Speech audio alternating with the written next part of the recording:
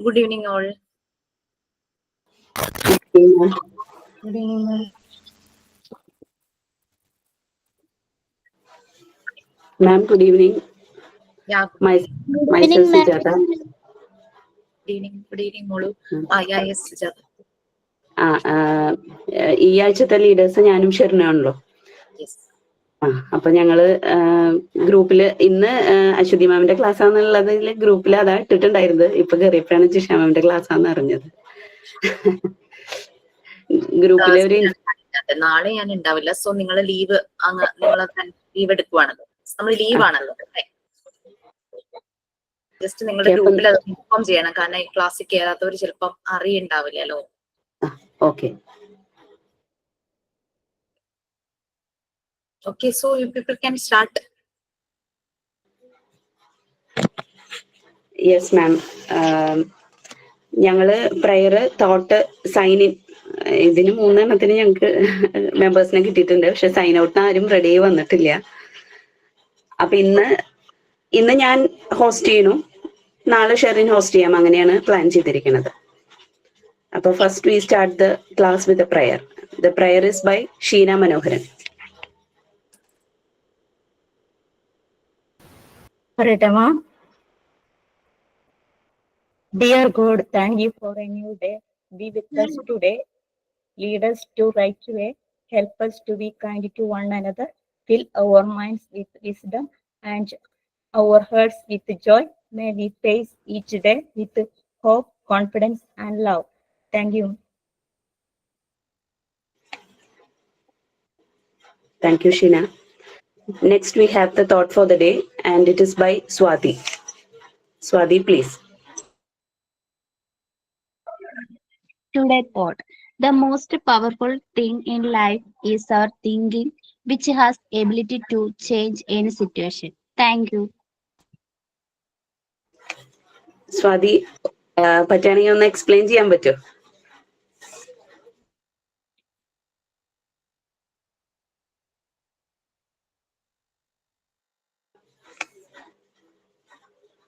Swathi,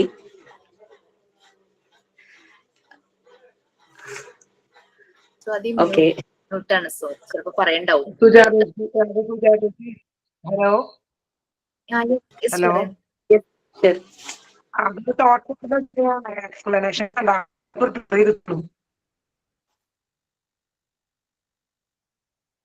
clear ആയില്ലേ ഷെറിൻ?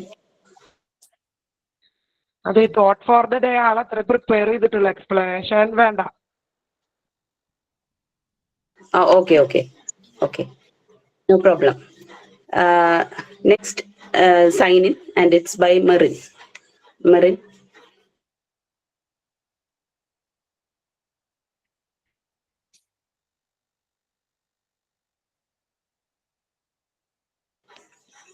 മെറിൻ. സംഭവം ഇത് എനിക്ക് ഞാൻ ആദ്യമായിട്ട് ചെയ്യരുത്, എനിക്ക് അറിഞ്ഞൂടെ എങ്ങനെയാന്ന്. ഞാൻ പാട്ടാണ് ഇവിടെ അവതരിപ്പിക്കാൻ പോണത്.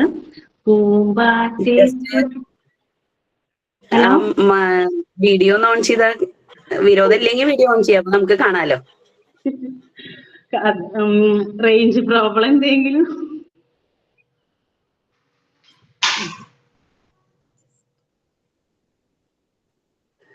ഞാന് വീഡിയോ ഒന്ന് ഓഫ് ആക്കുന്നുണ്ട് കേട്ടാ. Okay.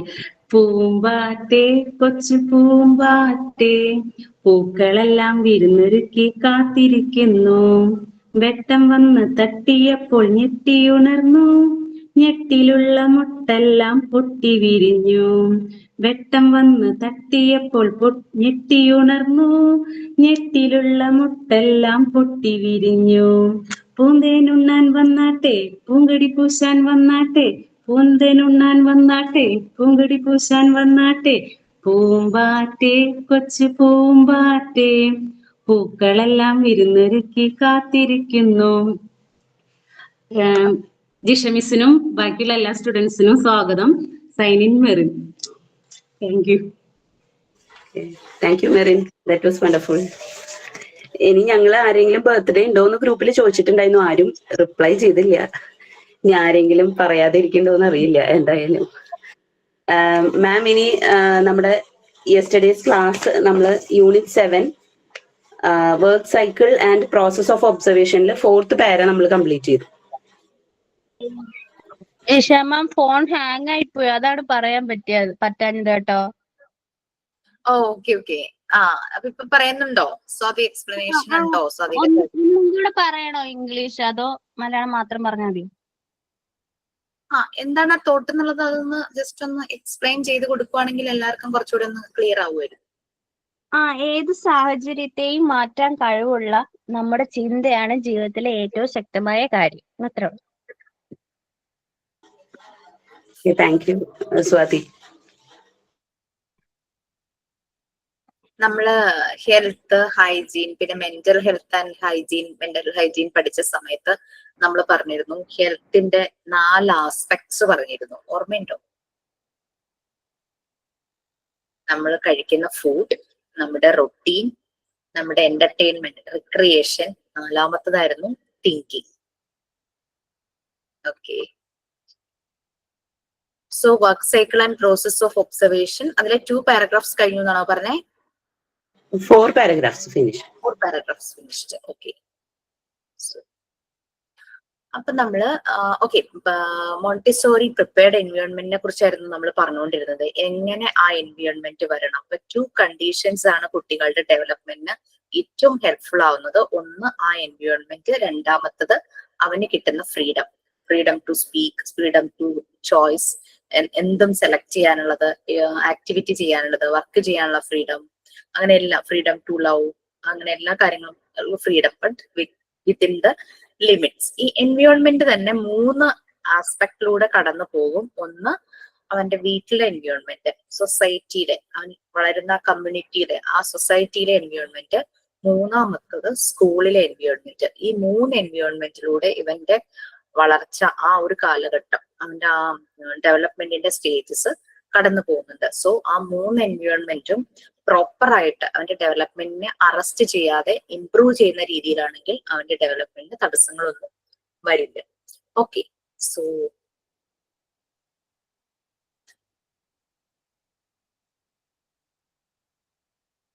One way to make, അതാണോ ഒപ്റ്റിമം വർക്ക് ടൈം വരെയായിരുന്നു? One way to make it slow. അത് സ്റ്റാർട്ട് ചെയ്യണം. Okay fine. സോ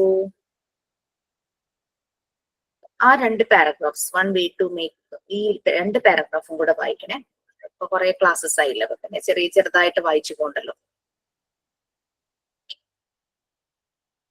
ആരാന്ന് വെച്ചാ റെഡി ആയിട്ടുള്ളവര്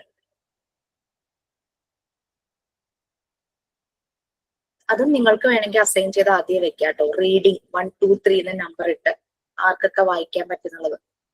അത് ഡിവൈഡ് ചെയ്യുന്നതിനെ പറ്റി ചിന്തിക്കേണ്ട. ഫസ്റ്റ് ക്ലാസ്സിൽ കയറുന്ന ഉറപ്പുള്ളവരില് 1, 2, 3 എന്ന് പറഞ്ഞിട്ട് നമ്പർ വെച്ചിട്ട്, അഥവാ ആരെങ്കിലും വരാതിരിക്കുമ്പോൾ മാത്രം ഒരു സബ്സ്റ്റിറ്റ്യൂട്ട് എന്നുള്ള രീതിയിൽ ബാക്കിയുള്ളവര് ആ ഒരു രീതിയിൽ. അപ്പം നമുക്ക് ആ ടൈം പോകില്ല. ആലോചിച്ചിരുന്ന് ചിലപ്പോൾ 2 പേരും ഒരുമിച്ച് സ്റ്റാർട്ട് ചെയ്യാനായിട്ട് പോകും. അങ്ങനെയുള്ള ഒരു പ്രശ്നം വരില്ലല്ലോ. ഓക്കെ. ഞാൻ വായിക്കാം. One way to make a close observation of a child is to have a daily and consistent work cycle chart over reasonable length of time, say about 6 months to a year. We should try to work on a 3-hour work cycle and refrained from interrupting the child. It is important not to stop a child every hour to change the activity, as this might interrupt his momentum, train of thought, and disturb him when he is at his optimum work time. The child should be left to himself when he is undergoing false fatigue. That is a point when he get very restive. There is no need for us to come to the rescue of the child to settle himself down and resume his activity, or work when he is ready. A child is usually able to go back and start a new own activity or resume his activity with a broad level of concentration. When he is able to do this, we say he is normalized. ഇത് ശരിക്കും ഉദ്ദേശിക്കുന്നത് നിങ്ങൾക്ക് വായിച്ചിങ്ങനെ കേൾക്കുമ്പോൾ അത് എന്താണെന്ന് മനസ്സിലാവുണ്ടാവില്ലായിരിക്കും. നമ്മൾ പറഞ്ഞല്ലോ, നമ്മൾ കുട്ടികളെ ഒബ്സർവ് ചെയ്യുന്നു. അതായത് അവന്റെ വർക്ക് സൈക്കിൾ, എത്ര ടൈം അവൻ ഒരു ആക്ടിവിറ്റി, ഇവിടെ വർക്ക് എന്ന് പറഞ്ഞാൽ വർക്ക് ടു പ്ലേ ആണ് കേട്ടോ. അവൻ ചെയ്യുന്ന ആക്ടിവിറ്റി, അതാണ് അവന്റെ വർക്കിംഗ് എന്ന് പറയുന്നത്. അവൻ മൂവ് ചെയ്തുകൊണ്ടിരിക്കുകയാണ്, ആ ആക്ടിവിറ്റി ചെയ്യുവാണ്, using all his census and movements ആ ആക്ടിവിറ്റി ചെയ്യും. അപ്പൊ അത് നമ്മൾ ഇങ്ങനെ നോട്ട് ചെയ്ത് വെക്കണം. ഇന്ന് ഒരു ആക്ടിവിറ്റി ഇത്ര ടൈം ചെയ്തു, അത് ആ സെയിം ആക്ടിവിറ്റി അത് റിപ്പീറ്റ് ചെയ്തിട്ടാണോ ഇത്ര ടൈം ആയത്, അതോ വൺ ടൈം ചെയ്തപ്പോഴാണോ ടൈം ആയത്, അങ്ങനെയുള്ള എല്ലാ രീതിയിലുള്ള ഒബ്സർവേഷൻ നമ്മൾ നോട്ട് ഡൗൺ ചെയ്യണം. നെക്സ്റ്റ് ഡേ സെയിം ആക്ടിവിറ്റി അവൻ ചെയ്യുന്നുണ്ടെങ്കിൽ എത്ര ടൈം, എത്ര തവണ റിപ്പീറ്റ് ചെയ്തു, അങ്ങനെയുള്ള കാര്യങ്ങളെല്ലാം നമ്മൾ നോട്ട് ചെയ്ത് വെക്കണം. അപ്പൊ ഇത് അങ്ങനെ കുട്ടിയുടെ കോൺസെൻട്രേഷൻ ലെവൽ നമ്മൾ മെഷർ ചെയ്യുവാണ് ഈ ഒരു പ്രോസസ്സ് കൊണ്ടിട്ട്. ഇത് ക്ലോസ് ഒബ്സർവേഷൻ, എല്ലാ ദിവസവും ഡെയിലി ഒരു വർക്ക് സൈക്കിൾ ചാർട്ട് അവനിലുണ്ടോ എന്ന് നോക്കണം. എത്ര ലെങ്ത് ഓഫ് ടൈമിലാണ് അത്, ഒരു ആ സ്കൂളിൽ ആ കുട്ടി പഠിക്കുന്ന ആ കാലയളവിലും. പിന്നെ നമ്മൾ ശരിക്കും പറഞ്ഞു കഴിഞ്ഞാൽ ഒരു മോണ്ടിസോറി സ്കൂളില് 3 hours ആണ് ഇവരുടെ ആക്ടിവിറ്റി. ഇവര് ഭയങ്കര ആക്റ്റീവ് ആയിരിക്കുന്ന ടൈം എന്ന് പറയുന്നത് 3 hour ആണ്. കാരണം ചെറിയ കുട്ടികളല്ലേ, അപ്പൊ ആ അത്രയും ഇതില് അവർ ആക്റ്റീവ് ആയിരിക്കുന്നതായിരിക്കും. പിന്നെ ടൈമിങ്സും അങ്ങനെയായിരിക്കും. സ്കൂളിൽ ഇവര് റെസ്റ്റ് ചെയ്യുന്ന ടൈം ഉണ്ടാവും, ലഞ്ച് കഴിക്കുന്നത്, സ്നാക്ക്, അങ്ങനെ കുറെ ടൈം അങ്ങനെ ഇതാവില്ല. അപ്പം ശരിക്കും പറഞ്ഞു കഴിഞ്ഞാൽ ഒരു 3 hour ആണ് ഒരു ഫ്ലറിഷ്ഡ് ആയിട്ടുള്ള ഒരു ടൈം എന്ന് പറയുന്നത്. അവര് ഭയങ്കര ആക്റ്റീവ് ആയിട്ടിരിക്കുന്നത്. പിന്നെ സംടൈംസ് ഇറ്റ് ഈസ് ഇത് കുട്ടി ഒരു ആക്ടിവിറ്റി ചെയ്യുമ്പോൾ എവറി അവർ വരുമ്പോഴേക്കും ആ ആക്ടിവിറ്റി ഒന്ന് ചേഞ്ച് ചെയ്യിക്കുക. കാരണം ചിലപ്പം ഒരേ ആക്ടിവിറ്റി തന്നെ ചെയ്തത് പല അവന്റെ തോട്ട്സും ഡെവലപ്മെന്റ്സും പല ലെവലിൽ പോകണമെങ്കിൽ ഈ ഓരോ മെറ്റീരിയൽസും അവൻ ചെയ്യണം. എല്ലാ മെറ്റീരിയൽസിലൂടെയും അവൻ കടന്നു പോകണം. ലാംഗ്വേജ് വേണം, മാത്തമാറ്റിക്കൽ ഏരിയ വേണം, അതുപോലെ തന്നെ ഇപ്പം ബയോളജി, ബോട്ടണിയും സുവോളജിയും അങ്ങനെ വരുന്ന ഏരിയ, ജോഗ്രഫിക്കൽ ഏരിയ, പിന്നെ സെൻസസ് എല്ലാം തന്നെ വർക്ക് ചെയ്യുന്ന രീതിയിലുള്ളത്. അതുകൊണ്ട് ഓരോ ആക്ടിവിറ്റിയും 1 hour ആകുമ്പോൾ അതിൻ്റെതായ രീതിയിൽ അവനെ ഇന്ററപ്റ്റ് ചെയ്ത് അവനെ പെട്ടെന്ന് അടുത്തയിലേക്ക് ഡീവിയേറ്റ് ചെയ്ത് അവനെ ഡിസ്റ്റർബ് ചെയ്യാത്ത രീതിയിൽ, അവന്റെ തോട്ട്സ് ഒന്നും ഡിസ്റ്റർബ് ചെയ്യാത്ത രീതിയിൽ ആ നല്ലൊരു രീതിയിൽ ആ വർക്ക് ടൈം പ്ലാൻ ചെയ്യണം. നമ്മളത് നിർബന്ധിച്ചെന്നല്ല, അതിനൊരു രീതി മോണ്ടിസോറി ഇതിൽ അത് അറിയാം. അപ്പൊ കുട്ടികൾ പിന്നെ അതുമായിട്ട് യൂസ്ഡ് ആകും. അവർക്കറിയാം എത്ര ഇത് കഴിയുമ്പോഴേക്കും ഞാനത് മാറണം എന്നുള്ളൊരു അത് അവരിൽ തന്നെ ഉണ്ടാകും. അപ്പൊ ഇങ്ങനെ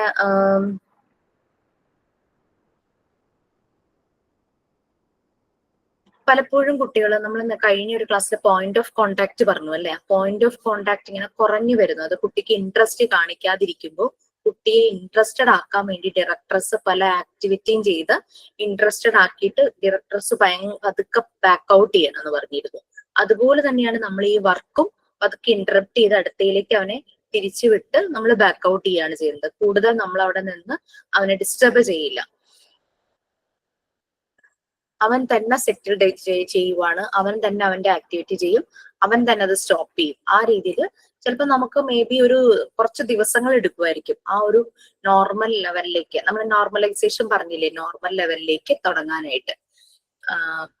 പുതിയ ആക്ടിവിറ്റി വന്ന് അവൻ തന്നെ ചെയ്യുന്നു, ആ രീതിയിലേക്ക് അവനെ മാറ്റിയെടുക്കാനായിട്ട് അത് ചിലപ്പോൾ 2-3 ദിവസം, ഫസ്റ്റ് ഡേ തന്നെ ചിലപ്പോൾ പറ്റിയെന്ന് വരില്ല, അങ്ങനെ ആ ഒരു രീതിയിൽ. അപ്പൊ അവൻ തന്നെ ഒരു ആക്ടിവിറ്റി റെസ്യൂം ചെയ്ത് പുതിയതിലേക്ക് അവൻ സ്റ്റാർട്ട് ചെയ്യുന്നു. അത് പിന്നെ കോൺസെൻട്രേഷൻ, അവന്റെ കോൺസെൻട്രേഷൻ, ലെവൽ ഓഫ് കോൺസെൻട്രേഷനും ഓരോ ആക്ടിവിറ്റി ചെയ്യുമ്പോൾ, ഇപ്പൊ പഴയ ഒരു കാര്യം ചെയ്ത് നമ്മൾ തന്നെ പരീക്ഷ എക്സാം എഴുതി, കുട്ടികൾ എക്സാം എഴുതിയിട്ട് ആ എക്സാം ഹോളിലേക്ക് ഒന്ന് ഇറങ്ങി വരുന്നു. രാവിലെയും ഉച്ചയ്ക്കും എക്സാം ഉണ്ടെന്ന് വിചാരിക്കുക. അപ്പൊ മോർണിംഗ് ഉള്ള സബ്ജക്ട് ഉച്ചയ്ക്ക് വേറെ. അപ്പൊ രാവിലത്തെ അതൊന്ന് കളയാനായിട്ട് ജസ്റ്റ് ഒന്ന് റിലാക്സ് ചെയ്യൂലേ, കാരണം ഉച്ചത്തേക്ക് വേണ്ടിയിട്ട് നോക്കാനൊക്കെ വേണ്ടിയിട്ട് ഒരു കോൺസെൻട്രേഷൻ അവർക്ക് കിട്ടണം. അത് തന്നെയാണ് പിറ്റേ ദിവസം എക്സാം ആണെങ്കിലും. ഞാനൊക്കെ പഠിക്കുന്ന സമയത്ത് പിറ്റേന്ന് എക്സാം ആണെങ്കിലും ഞാൻ ചെയ്തിരുന്ന ഒരു കാര്യം, ഇപ്പം ഉച്ച കഴിഞ്ഞിട്ട് എക്സാം ആണെന്ന് വിചാരിച്ചു, പിറ്റേ ദിവസം ഉച്ച കഴിഞ്ഞ് എക്സാം ഉണ്ട് വേറെ സബ്ജക്ട്. അപ്പൊ അങ്ങനെ വരുമ്പോ ആ എക്സാം കഴിഞ്ഞ് വന്ന ഉടനെ തന്നെ ഒരു 10 minutes ചെറിയൊരു നാപ്പ് എടുക്കും, ഒന്ന് മയങ്ങും. അത് കഴിഞ്ഞ് നമ്മൾ എണീക്കുമ്പോൾ ഭയങ്കര ഡീപ്പ് സ്ലീപ്പിലേക്ക് പോവല്ല, ജസ്റ്റ് ഒന്ന് മയങ്ങും, വളരെ റിലാക്സ്ഡ് ആക്കിയിട്ടൊന്ന് മയങ്ങി ഒന്ന് എണീറ്റ് കഴിയുമ്പോഴേക്കും നമുക്ക് ഭയങ്കര ഒരു ഫ്രഷ്നെസ് ഫീൽ ചെയ്യും. പിന്നെ ഫ്രഷ് ആയിട്ട് അടുത്ത സബ്ജക്ട്സിന് വേണ്ടിയിട്ട് നമുക്ക്, അല്ലെങ്കിൽ നമ്മുടെ തലയിൽ മുഴുവൻ മറ്റേ സബ്ജക്ട് ഇങ്ങനെ കിടക്കുമായിരിക്കും. നമുക്ക് ഇത് പഠിക്കാൻ, അതൊന്ന് കളഞ്ഞാലല്ലേ ഇത് പഠിക്കാൻ കേട്ട് പറ്റുള്ളൂ. അടുപ്പിച്ചടുപ്പിച്ച് എക്സാം വരും.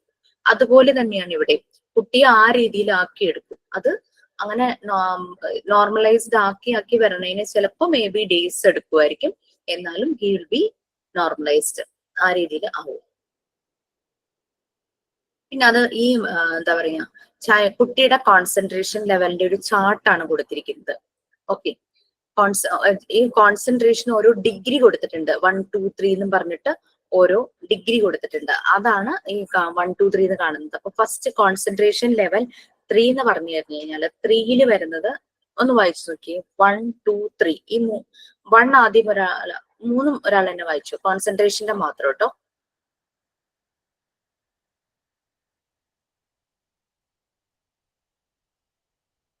ആരുമില്ല?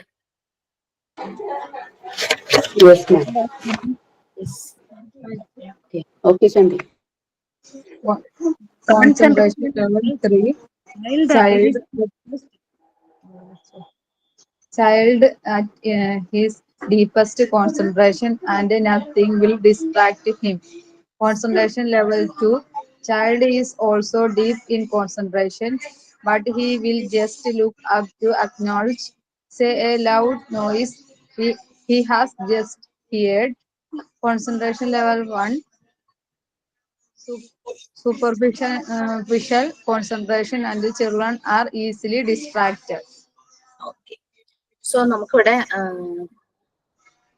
കോൺസെൻട്രേഷൻ ലെവൽ 3, അവിടെ എന്ന് പറഞ്ഞാൽ ഡീപ്പസ്റ്റ് കോൺസെൻട്രേഷൻ ആവും. അടുത്തുകൂടെ നടക്കുന്ന ഒരു കാര്യവും അവനെ ഡിസ്ട്രാക്ട് ചെയ്യില്ല. അത്രയും ഭയങ്കര കോൺസെൻട്രേഷനോട് കൂടി അവൻ അവന്റെ വർക്ക് ചെയ്യും. ആ കുട്ടികളെ നമുക്ക് കോൺസെൻട്രേഷൻ ലെവൽ 3യിൽ നമുക്ക് കാണിക്കാം. നമ്മൾ നോട്ട് ചെയ്യുമ്പോൾ കോൺസെൻട്രേഷൻ ലെവൽ 3യിൽ ഏത് കുട്ടിയാണോ നമുക്ക് അത് എഴുതി വെക്കാം. അപ്പൊ 5 കുട്ടികളുണ്ടെങ്കിൽ 5 കുട്ടികളുടെ നെയിം നമുക്ക് ഇവിടെ എഴുതി വെക്കാം. അവിടെ എന്ന് പറഞ്ഞു കഴിഞ്ഞാൽ ഒന്നും അവരെ distract. Okay, next concentration level 2. അവിടെ ഡീപ്പ് കോൺസെൻട്രേഷനിലാണ്, ബട്ട് പെട്ടെന്ന് അടുത്തൂടെ ഒരു ശബ്ദം പോകുമ്പോൾ അതൊന്ന് ശ്രദ്ധിക്കും. എന്താ അവിടെ ഇങ്ങനെ ഒരു ശബ്ദം കേട്ടല്ലോ, കുട്ടികൾ ചിലപ്പോൾ പറയാറില്ലേ, അതെന്താ അവിടെ ഒരു കൂല് കേട്ടു, ലൈക്ക് ദാറ്റ്. അങ്ങനെ പെട്ടെന്ന് അവര് ഡീപ്പ് ഇൻ കോൺസെൻട്രേഷനിൽ തന്നെയായിരിക്കും, പക്ഷെ പെട്ടെന്ന് ഒരു ശബ്ദം കേൾക്കുമ്പോൾ അവരൊന്ന് തലയൊക്കെ ഉയർത്തി നോക്കുന്നത് എവിടെ നിന്ന് ആ ശബ്ദം വന്നേ, പിന്നെ അവര് ബാക്ക് ടു ദെയർ വർക്ക്, ആ ഒരു രീതിയിലേക്ക് പോകും. Next concentration level 1. Superficial concentration and children are easily distracted. Superficially എന്ന് പറഞ്ഞു കഴിഞ്ഞാൽ അൺഇമ്പോർട്ടന്റ്, അത്ര നല്ല കോൺസെൻട്രേഷനിലല്ല അവര്, എപ്പോഴും ഡിസ്ട്രാക്റ്റഡ് ആവാനുള്ള ചാൻസ് ഉണ്ട്. സോ അവർ ചെയ്തുകൊണ്ടിരിക്കുന്ന വർക്ക്, അവരുടെ ആക്ടിവിറ്റി, അത് അപ്പൊ ഒരു കംപ്ലീഷനിലേക്ക് എത്തില്ല. ഭയങ്കരമായി ഡിസ്ട്രാക്റ്റഡ് ആവുന്ന കുട്ടി, അവരെ നമ്മൾക്ക് നോർമലൈസ്ഡിലേക്ക് ആക്കണം. ഫസ്റ്റ് 2 ലെവൽസ്, അതായത് 3ഉം 2ഉം ഓക്കെയാണ്, നോ പ്രോബ്ലം. ബട്ട് 1 എന്ന് പറയുന്നത് വളരെ ഇൻസിഗ്നിഫിക്കന്റ്, അതായത് ഒട്ടും അൺഇമ്പോർട്ടന്റ്, ഒട്ടും കോൺസെൻട്രേഷൻ ലെവലിൽ അല്ല എന്നുള്ളത്, വളരെ ലോ ആണ്. And children are easily distracted. നമുക്ക് ഈ രീതിയിൽ കുട്ടിയെ നോട്ട് ചെയ്ത് വെക്കാം. ലെവൽ 2ലുള്ളവര്, ലെവൽ 3ലുള്ളവര്, ലെവൽ 1ലുള്ളവര്. അപ്പൊ അത് നോക്കിയിട്ട് കുട്ടികൾക്കുള്ള ആക്ടിവിറ്റി നമുക്ക് അതൊക്കെ അവരിലേക്ക് കൊടുക്കാം. കോൺസെൻട്രേഷൻ ലെവൽ അനുസരിച്ച് അവരുടെ ആക്ടിവിറ്റി നമ്മൾ മാറ്റി കൊടുത്ത് എല്ലാരെയും കോൺസെൻട്രേഷൻ ലെവൽ 3ലേക്ക് ആക്കാനുള്ള രീതിയിൽ ചെയ്യാം. ലെവൽ 2 അത് ഒരു മീഡിയം ആണ്, കാരണം അവർ ഡിസ്ട്രാക്റ്റഡ് ആവുന്നുണ്ട്, but back to the work. Level 1 എന്തെങ്കിലും പെട്ടെന്ന് ഡിസ്ട്രാക്റ്റഡ് ആവുന്ന രീതിയിൽ. നെക്സ്റ്റ് ക്യൂസെൻസ്. ക്യൂസെൻസ് എന്ന് പറഞ്ഞു കഴിഞ്ഞാല് ക്വയറ്റ്, ഒരു ടെമ്പററി ആയിട്ട് വളരെ നിശബ്ദമായത്. ഇവിടെ കുട്ടി വർക്ക് ചെയ്യുന്നില്ല, ഡിസ്റ്റർബിങ്ങും അല്ല, ഒരു ഡിസ്റ്റർബൻസും ഇല്ല, but he is not active, കുട്ടി വർക്ക് ചെയ്യുന്നില്ല. ആ രീതിയിൽ വേണം അത് ക്യൂസെൻസിൽ വരുന്നത് അതാണ്. അപ്പം ലെവൽ 3, ലെവൽ 2, ലെവൽ 1 കോൺസെൻട്രേഷന്റെ അതിൽ കുട്ടി എങ്ങനെയായിരിക്കും എന്നുള്ളതാണ് നമുക്ക് അടുത്ത കോളത്തിൽ കൊടുത്തിരിക്കുന്നത്. പിന്നെ ക്യൂസെൻസ് എന്നുള്ള ആ ഒരു വർക്ക് സൈക്കിളിലെ ആ ഒരു കാര്യം, ക്യൂസെൻസ് എന്ന് പറഞ്ഞു കഴിഞ്ഞാൽ ഭയങ്കര ക്വയറ്റ് ആണ്, ടെമ്പററി ആയിട്ടും ഉണ്ടാതിരിക്കുന്നു. ആ ഒരു അതാണ് ആ മീനിങ്, വേർഡിന്റെ മീനിങ്. കുട്ടി വർക്കൊന്നും ചെയ്യുന്നില്ല, പക്ഷെ ഒന്നും ചെയ്യാതെ ചില കുട്ടികൾ ഭയങ്കര ഐഡലായിട്ട് ഇങ്ങനെ ഇരിക്കും, മടി പിടിച്ച പോലെ, ലേസി പോലെ, നമ്മൾ തൂങ്ങിയിരിക്കുന്നു എന്നൊക്കെ പറയില്ല. ഒന്നും അവർ ശ്രദ്ധിക്കില്ല, അവര് ഡിസ്റ്റർബിങ്ങും ആവുന്നില്ല. എന്തൊക്കെ ശബ്ദം ചുറ്റും നടക്കുന്നുണ്ടോ അവരതൊന്നും ഇല്ലാതെ ഇങ്ങനെ ഇരിക്കുന്ന ആ ഒരു പലപ്പോഴും അവരുടെ ഫിസിക്കൽ ഹെൽത്തും മെന്റൽ ഹെൽത്തും കൊണ്ടായിരിക്കാം കുട്ടികൾ അങ്ങനെ ഇരിക്കുന്നത്. സോ ആ ഒരു ഇത് അഡ്രസ് ചെയ്യണം, പ്രശ്നങ്ങൾ നമ്മൾ മനസ്സിലാക്കിയിട്ട് അതിന് വേണ്ടുന്ന സൊല്യൂഷൻസ് ആദ്യം ചെയ്യണം, പിന്നെയാണ് കുട്ടിയെ നമ്മൾ ആക്ടിവിറ്റീസിലേക്ക് കൊണ്ടുവരുന്നത്. ഓക്കെ, നെക്സ്റ്റ് വൺ,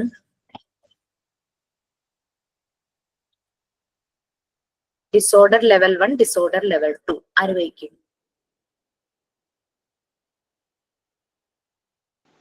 മാം ഞാൻ വായിക്കാം. Okay. Yes, please. A child goes and disturbs another child, but this is not premeditated. Disorder level 2. Child annoys another child, not considered deviated. Okay. രണ്ട് രീതിയിലുള്ള ഡിസോർഡേഴ്സ് ആണ്. ഡിസോർഡർ രണ്ട് ലെവലിലുള്ളത്. ലെവൽ 1 എന്ന് പറഞ്ഞു കഴിഞ്ഞാൽ കുട്ടി ചെന്ന് മറ്റുള്ള കുട്ടികൾക്ക് ഡിസ്റ്റർബൻസ് ഉണ്ടാകുന്നു. പക്ഷെ ഇതങ്ങനെ നേരത്തെ പ്ലാൻഡ് ഒന്നുമല്ല, അങ്ങനെ പോയിട്ട് അങ്ങ് ഡിസ്റ്റർബൻസ് ഉണ്ടാക്കുവാണ്. പിന്നെ ലെവൽ 2 എന്ന് പറഞ്ഞു കഴിഞ്ഞാൽ മറ്റുള്ള കുട്ടികളെ അനോയ് ഓൾസോ ഡിസ്റ്റർബൻസ് ഉണ്ടാക്കുന്നു. ബട്ട് അതൊരു ഡീവിയേഷന് കാരണമാകുന്ന രീതിയിലുള്ള ഒരു ഡിസ്റ്റർബൻസസ് ഒന്നുമല്ല. അപ്പൊ ഇത് രണ്ട് രീതിയിലുള്ള ഡിസ്റ്റർബൻസ് ആണ്. ഫസ്റ്റ് വൺ പോയി ഡിസ്റ്റർബ് ചെയ്യുന്നു, അത് നേരത്തെ പ്ലാൻഡോ അങ്ങനെയൊന്നുമല്ല, ആ ഒരു ഇൻസ്റ്റന്റിൽ പെട്ടെന്ന് പോയി അങ്ങ് ഡിസ്റ്റർബൻസ് ഉണ്ടാക്കുന്നു.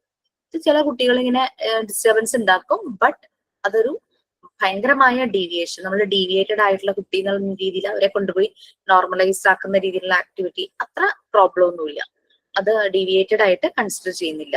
അത് ഇറ്റ് ഹാപ്പൻസ്. ഇപ്പൊ മേ ബി രണ്ടുപേരും അടുത്തടുത്തിരുന്ന ആക്ടിവിറ്റി ചെയ്യുവാണ്. സോ ഇവൻ ചെയ്തുകൊണ്ടിരിക്കുമ്പോൾ മറ്റവന്റെ കയ്യിലിരിക്കുന്ന ഒരു സാധനം കാണുമ്പോൾ ജസ്റ്റ് അത് തൊട്ട് നോക്കുന്നു, അല്ലെങ്കിൽ അതൊന്ന് എടുത്തു നോക്കിയിട്ട് തിരിച്ചു വെക്കുന്നു. പറയുവാണെങ്കിൽ ഡിസ്റ്റർബൻസ് ആണ്, but that does not effect too much അല്ലേ, അത്ര രീതിയിലൊന്നും തിരിച്ചു വെക്കുന്നു, അവൻ ആ ആക്ടിവിറ്റി ചെയ്യും, ഇവന്റെ ആക്ടിവിറ്റി ചെയ്യും. ആ ഒരു രീതിയുള്ളൂ ഡിസോർഡർ ലെവൽ 2 എന്ന് പറയുന്നത്. ഒരു എക്സാമ്പിൾ ആയിട്ട് പറഞ്ഞാണ്. ബട്ട് മറ്റതെന്ന് പറഞ്ഞു കഴിഞ്ഞാൽ ഭയങ്കര ഒരു ഡിസ്റ്റർബൻസ് ആയിരിക്കും. അങ്ങനെ ചില കുട്ടികൾ ഇങ്ങനെ എല്ലാരും പോയിട്ട് ഇങ്ങനെ ഡിസ്റ്റർബ് ചെയ്യുമല്ലോ, അവരുടെ ഒരു ഹൈപ്പർ ആക്റ്റീവ് ഉണ്ടോ, അങ്ങനെ ആ ഒരു രീതിയിൽ അവരെ ചിലപ്പോൾ നമുക്കൊന്ന് ആക്ടിവിറ്റീസ് ഒക്കെ കൊടുത്ത് അവരെ ഒന്ന് ശരിക്കും നല്ലൊരു ലെവലിലേക്ക് ആക്കി എടുക്കേണ്ടതായിട്ട് വരും. നിങ്ങൾക്ക് വേണമെങ്കിൽ ഇങ്ങനെ ഒരു വർക്ക് സൈക്കിൾ ചാർട്ട് ഉണ്ടാക്കാം ഓരോ കുട്ടിക്കും വേണ്ടിയിട്ട്. നമ്മൾ ഇപ്പൊ പോകുമ്പോൾ ഇപ്പൊ കുട്ടിയുടെ പേര് എഴുതാം, ഏജ് എഴുതാം, നമുക്ക് കീപ്പ് ചെയ്യാനായിട്ട്. അപ്പൊ നമുക്ക് അവരുടെ പ്രോഗ്രസ് നമുക്ക് മനസ്സിലാക്കാൻ പറ്റുമല്ലോ. ഇപ്പൊ വേണമെങ്കിൽ മൺഡേ ടു ഫ്രൈഡേ നമ്മൾ സ്കൂളിൽ പോകുന്നു, മൺഡേ കുട്ടിയുടെ കോൺസെൻട്രേഷൻ ലെവൽ നോക്കാം. ട്യൂസ്ഡേ എന്താണ് ലെവൽ 3 ആണെങ്കിൽ അവിടെ ടിക്ക് ചെയ്യാം, ലെവൽ 1 ആണെങ്കിൽ ലെവൽ 2 ആണെങ്കിൽ ടിക്ക് ഇടാം, ലെവൽ 1 ആണെങ്കിൽ അങ്ങോട്ട് ഇങ്ങനെ ഒരു വർക്ക് സൈക്കിൾ ചാർട്ട് എഴുതിയിട്ട് Monday, Tuesday, Wednesday, Thursday, Friday നമ്മുടെ ക്ലാസ്സസ് എന്തൊക്കെയുണ്ടോ അതിനനുസരിച്ച് ഓരോ ദിവസവും കുട്ടിയുടെ കോൺസെൻട്രേഷൻ അപ്പൊ ലെവൽ 1 ആണോ 2 ആണോ 3 ആണോ എന്ന് നോക്കാം. ക്യൂസെൻസ് എന്ന് പറഞ്ഞു കഴിഞ്ഞാൽ ഒരു ടെമ്പററി ആയിട്ട് മിണ്ടാതിരിക്കുന്നു. ചില ദിവസം നല്ല ആക്റ്റീവായ ഒരു കുട്ടി ഒരു ദിവസം വരുമ്പോ മിണ്ടാണ്ടിരിക്കുന്നുണ്ടാവും അല്ലെ. പിന്നെ ഡിസോർഡർ ലെവൽ നമ്മൾ പറഞ്ഞു, പിന്നെ ഡിസോർഡർ ലെവൽ 2, അങ്ങനെ രണ്ട് ഇത് ഈ രീതിയിൽ ഒരു ചാർട്ട് പോലെയൊക്കെ പ്രിപ്പയർ ചെയ്തിട്ട് നമുക്ക് സ്കൂളിൽ കൊണ്ടുപോയിട്ട് കുട്ടികളുടെ ലെവൽ ഇത് നമുക്ക് കീപ്പ് ചെയ്യാനാട്ടോ. എന്നിട്ട് പ്രോഗ്രസ് നമുക്ക് പാരന്റ്സിനോടോ മറ്റുള്ള ടീച്ചേഴ്സിനോട് അവരെ കുട്ടിയെ ഒന്ന് അസിസ്റ്റ് ചെയ്യാൻ പറ്റുന്നത് അവരുടെ ഭാഗത്തുനിന്ന് ചെയ്യേണ്ട കാര്യങ്ങൾ ചെയ്യാൻ വേണ്ടിയിട്ട് ഉപയോഗിക്കാൻ ഒരു ടൂൾ ആക്കി നമുക്ക് വേണമെങ്കിൽ ഇത് ചെയ്യാം. ഓക്കെ, ഇത്രയും കാര്യങ്ങളാണ് ഇവരുടെ വർക്ക് സൈക്കിൾ. നമ്മൾ ഒബ്സർവേഷനിലൂടെ നമ്മൾ കണ്ടെത്തുകയാണ് കുട്ടിയുടെ കോൺസെൻട്രേഷൻ ലെവൽ, കുട്ടിയുടെ ക്യൂസെൻസ്, കുട്ടിയുടെ ഡിസോർഡർ ലെവൽ. ഇതെല്ലാം നമ്മളുടെ ഒബ്സർവേഷനിലൂടെ കണ്ടെത്താനുള്ള ഒരു ടൂള്, ഒരു എയ്ഡ്, അത്രയേ ഉള്ളൂ. ഇത് തന്നെ നിങ്ങളുടേതായ രീതിയിൽ നിങ്ങൾക്ക് ഇംപ്രവൈസ് ചെയ്യാം. ഇങ്ങനെ വേണ്ട, എനിക്ക് എന്റേതായ രീതിയിൽ ഒരു ചാർട്ട്, നിങ്ങൾക്കൊരു അല്ലെങ്കിൽ ഓരോ ആക്ടിവിറ്റിക്ക് ഓരോ കുട്ടിയുടെ റെസ്പോൺസ്, ആ രീതിയിൽ നിങ്ങൾക്ക് ഈ വർക്ക് സൈക്കിൾ മാറ്റിയെടുക്കാട്ടോ. ഇപ്പൊ ഒരു മോഡൽ തന്നിട്ടുണ്ടെന്നേ ഉള്ളൂ. ഇതല്ല, എനിക്ക് കുറച്ചുകൂടി സിമ്പിൾ ആയിട്ട് ഇങ്ങനെ നോക്കണം കുട്ടികളുടെ ആക്ടിവിറ്റീസ്. ഞാനൊരു റൈം അവരെ കൊണ്ട് പഠിപ്പിച്ചു. സോ പെട്ടെന്ന് പഠിച്ച കുട്ടികള്, സമയമെടുത്ത് പഠിച്ച കുട്ടികള് റൈം ചെല്ലുമ്പോ ചിലർ സ്റ്റഡി ആയിട്ട് വടി പോലെ നിന്ന് ചൊല്ലുന്ന കുട്ടികളുണ്ടാവും. ചിലർ അതിന്റെ താളത്തിനനുസരിച്ച് ഇങ്ങനെ ബോഡി ഇങ്ങനെ മൂവ് ചെയ്ത് അങ്ങനെയുള്ളവരുണ്ടായിരിക്കും. ചിലര് ഒരു സ്റ്റെപ്സ് ഒക്കെ ചെയ്യുന്ന കുട്ടികളുണ്ടായിരിക്കും, അവർക്കൊരു ഡാൻസിങ് ഒരു ഫീൽ അങ്ങനെ ചെയ്യുന്നവരുണ്ടായിരിക്കും. അപ്പൊ ആ രീതിയിൽ നിങ്ങൾക്ക് നിങ്ങളുടെ ഒബ്സർവേഷൻ എങ്ങനെയാണ് അതിനനുസരിച്ച് നമുക്ക് ഈ വർക്ക് സൈക്കിൾ ചാർട്ട് മാറ്റാം. ഇത് ജനറലി ഉള്ളൊരു ഫോമാണ്. കോൺസെൻട്രേഷൻ ലെവലും ഡിസോർഡർ ലെവലും അവരുടെ ക്വയറ്റ്നെസ്, അവര് ശാന്തമായിട്ടിരിക്കുന്ന ക്യൂസെൻസ്, അതും എല്ലാം മാർക്ക് ചെയ്യാനുള്ളതാണ്. So that was the end of unit 7. Okay, so next നമ്മൾ വരുന്നത് യൂണിറ്റ് നിങ്ങൾക്ക് ഇനി അതിനെടുക്കാനുള്ളത്. ഇപ്പൊ നമ്മൾ മോഡ്യൂൾ 1 പാർട്ട് 3 ആണ് ഇപ്പൊ എടുത്തോണ്ടിരിക്കുന്നത്. So I think part 1 unit 1 Maria Montessori, unit 2 the Montessori method versus traditional methods Saranya miss എടുത്തു അല്ലെ? Okay, then normalisation and deviation unit 5 ഞാനല്ലേ എടുത്തേ? Yes ma'am. Society of cohesion unit 6 ഞാൻ എടുത്തു. 7th one Montessori prepared environment എടുത്തു. Okay, ഇനി അതിനകത്ത് ബാക്കിയുള്ള യൂണിറ്റ്സ് എന്ന് പറഞ്ഞു കഴിഞ്ഞാല് യൂണിറ്റ് 3 ഉണ്ട്, loss of natural development. 4th one self construction. 8th one movement. 9th tendencies of man. 10th Montessori terms. ശരിക്കും 5 യൂണിറ്റ്സിൽ ബാക്കിയുണ്ട് പാർട്ട് 3. മാം ഇല്ലാത്തതുകൊണ്ട് അല്ലെങ്കിൽ നമ്മൾ ഓൾമോസ്റ്റ് തീർന്നേനെ. പിന്നെ പ്രിപ്പയർഡ് എൻവയോൺമെന്റ് ഇച്ചിരി വലിയൊരു യൂണിറ്റ് ആയിരുന്നു. സോ ഞാൻ വിചാരിക്കണത് we will start with unit 8 movement, അല്ലെങ്കിൽ പിന്നെ യൂണിറ്റ് 3 എടുക്കണം, ലോ ഓഫ് നാച്ചുറൽ ഡെവലപ്മെന്റ്. ഏത് വേണം? യൂണിറ്റ് 3 ആയിരിക്കും നല്ലതെന്ന് എനിക്ക് തോന്നുന്നു. കാരണം എന്താണെന്ന് വെച്ചാല് കുട്ടി ജനിക്കുന്ന കാര്യങ്ങളാണ് അവിടെ പറയുന്നത്. മൂവ്മെന്റ് അതിനൊക്കെ ശേഷമല്ലേ. പക്ഷോ I think laws of natural, കുട്ടിയുടെ നാച്ചുറൽ ഡെവലപ്മെന്റിനുള്ള കാര്യങ്ങളാണ് അവിടെ പറയുന്നത്. ഞാൻ അതൊന്ന് ശരിക്കും എടുത്ത് വെക്കും. നിങ്ങളൊന്ന് ആലോചിക്കുക. ഞാൻ ക്ലാസ്സിൽ ഒരിക്കലും ക്ലാസ്സിൽ നമ്മുടെ രമ്യ ടീച്ചർ പറഞ്ഞാണല്ലോ മനുഷ്യക്കുട്ടിയും മൃഗങ്ങളുടെ കുട്ടികളും തമ്മിലുള്ള ഡെവലപ്മെന്റിലെ വ്യത്യാസം.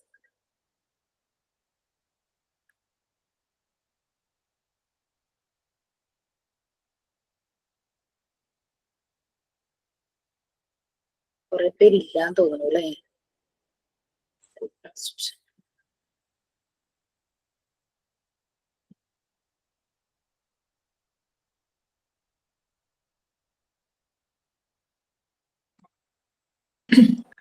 ടീച്ചറെ, എന്തോ അപ്പൊ ഈ മോണ്ടിസോറി ഇതനുസരിച്ച് കുട്ടികൾ അവർക്ക് സിലബസ് ഉണ്ടാവും?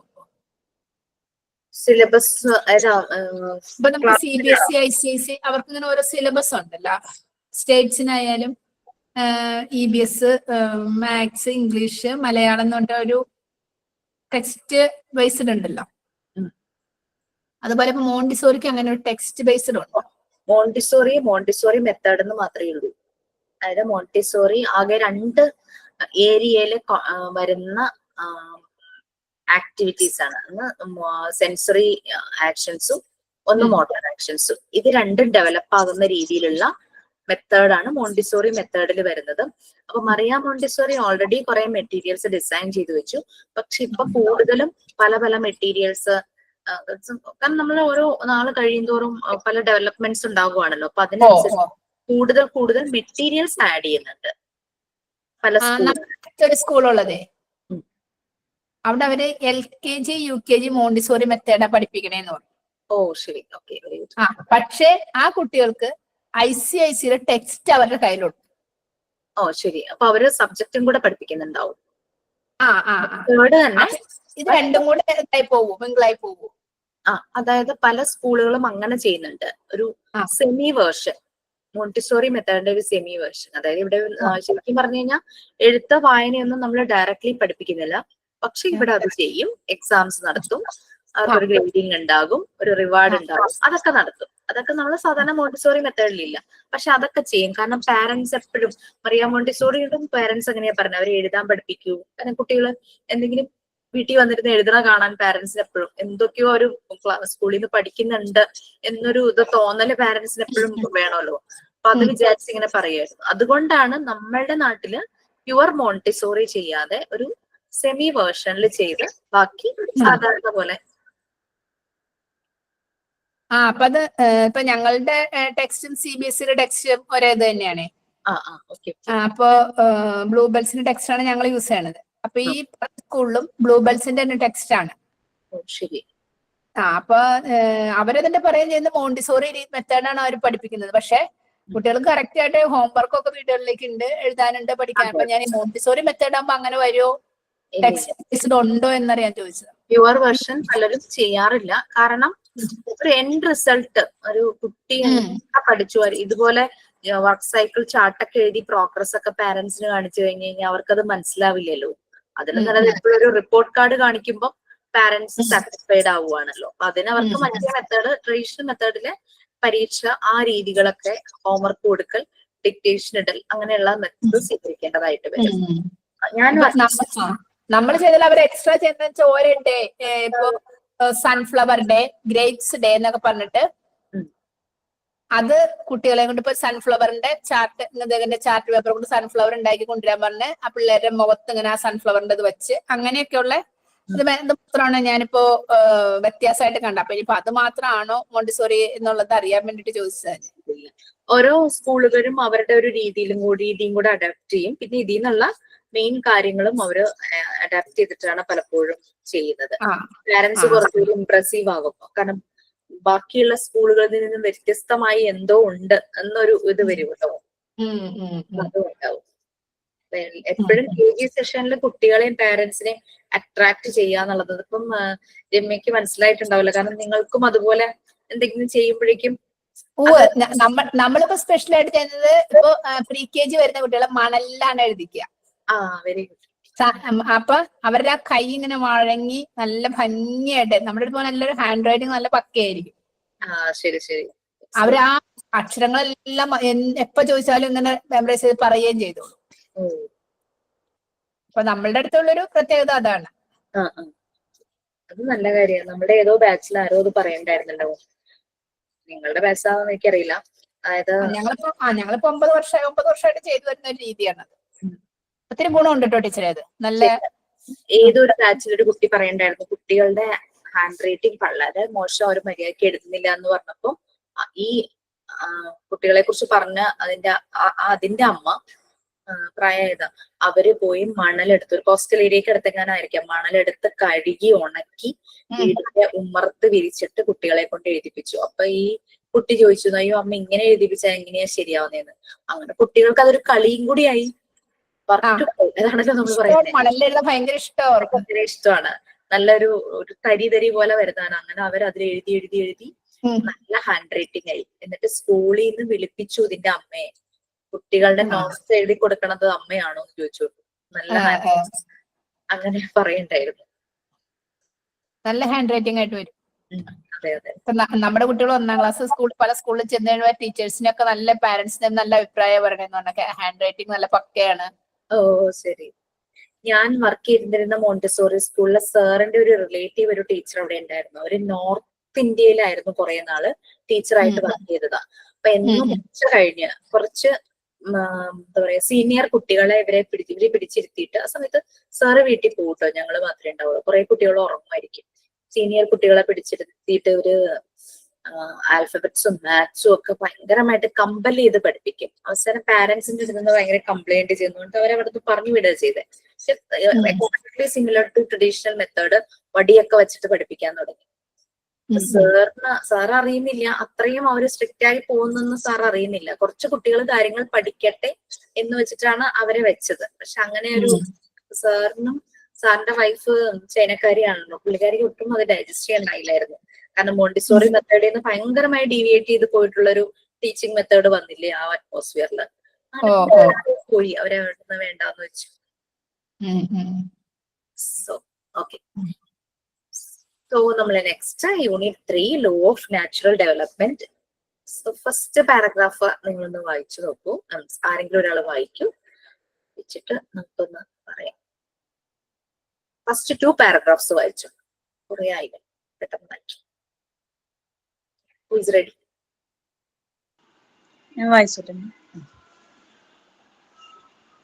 Have you noticed that the difference between human babies and animal babies? Human babies seem to be more incapable than animals at birth.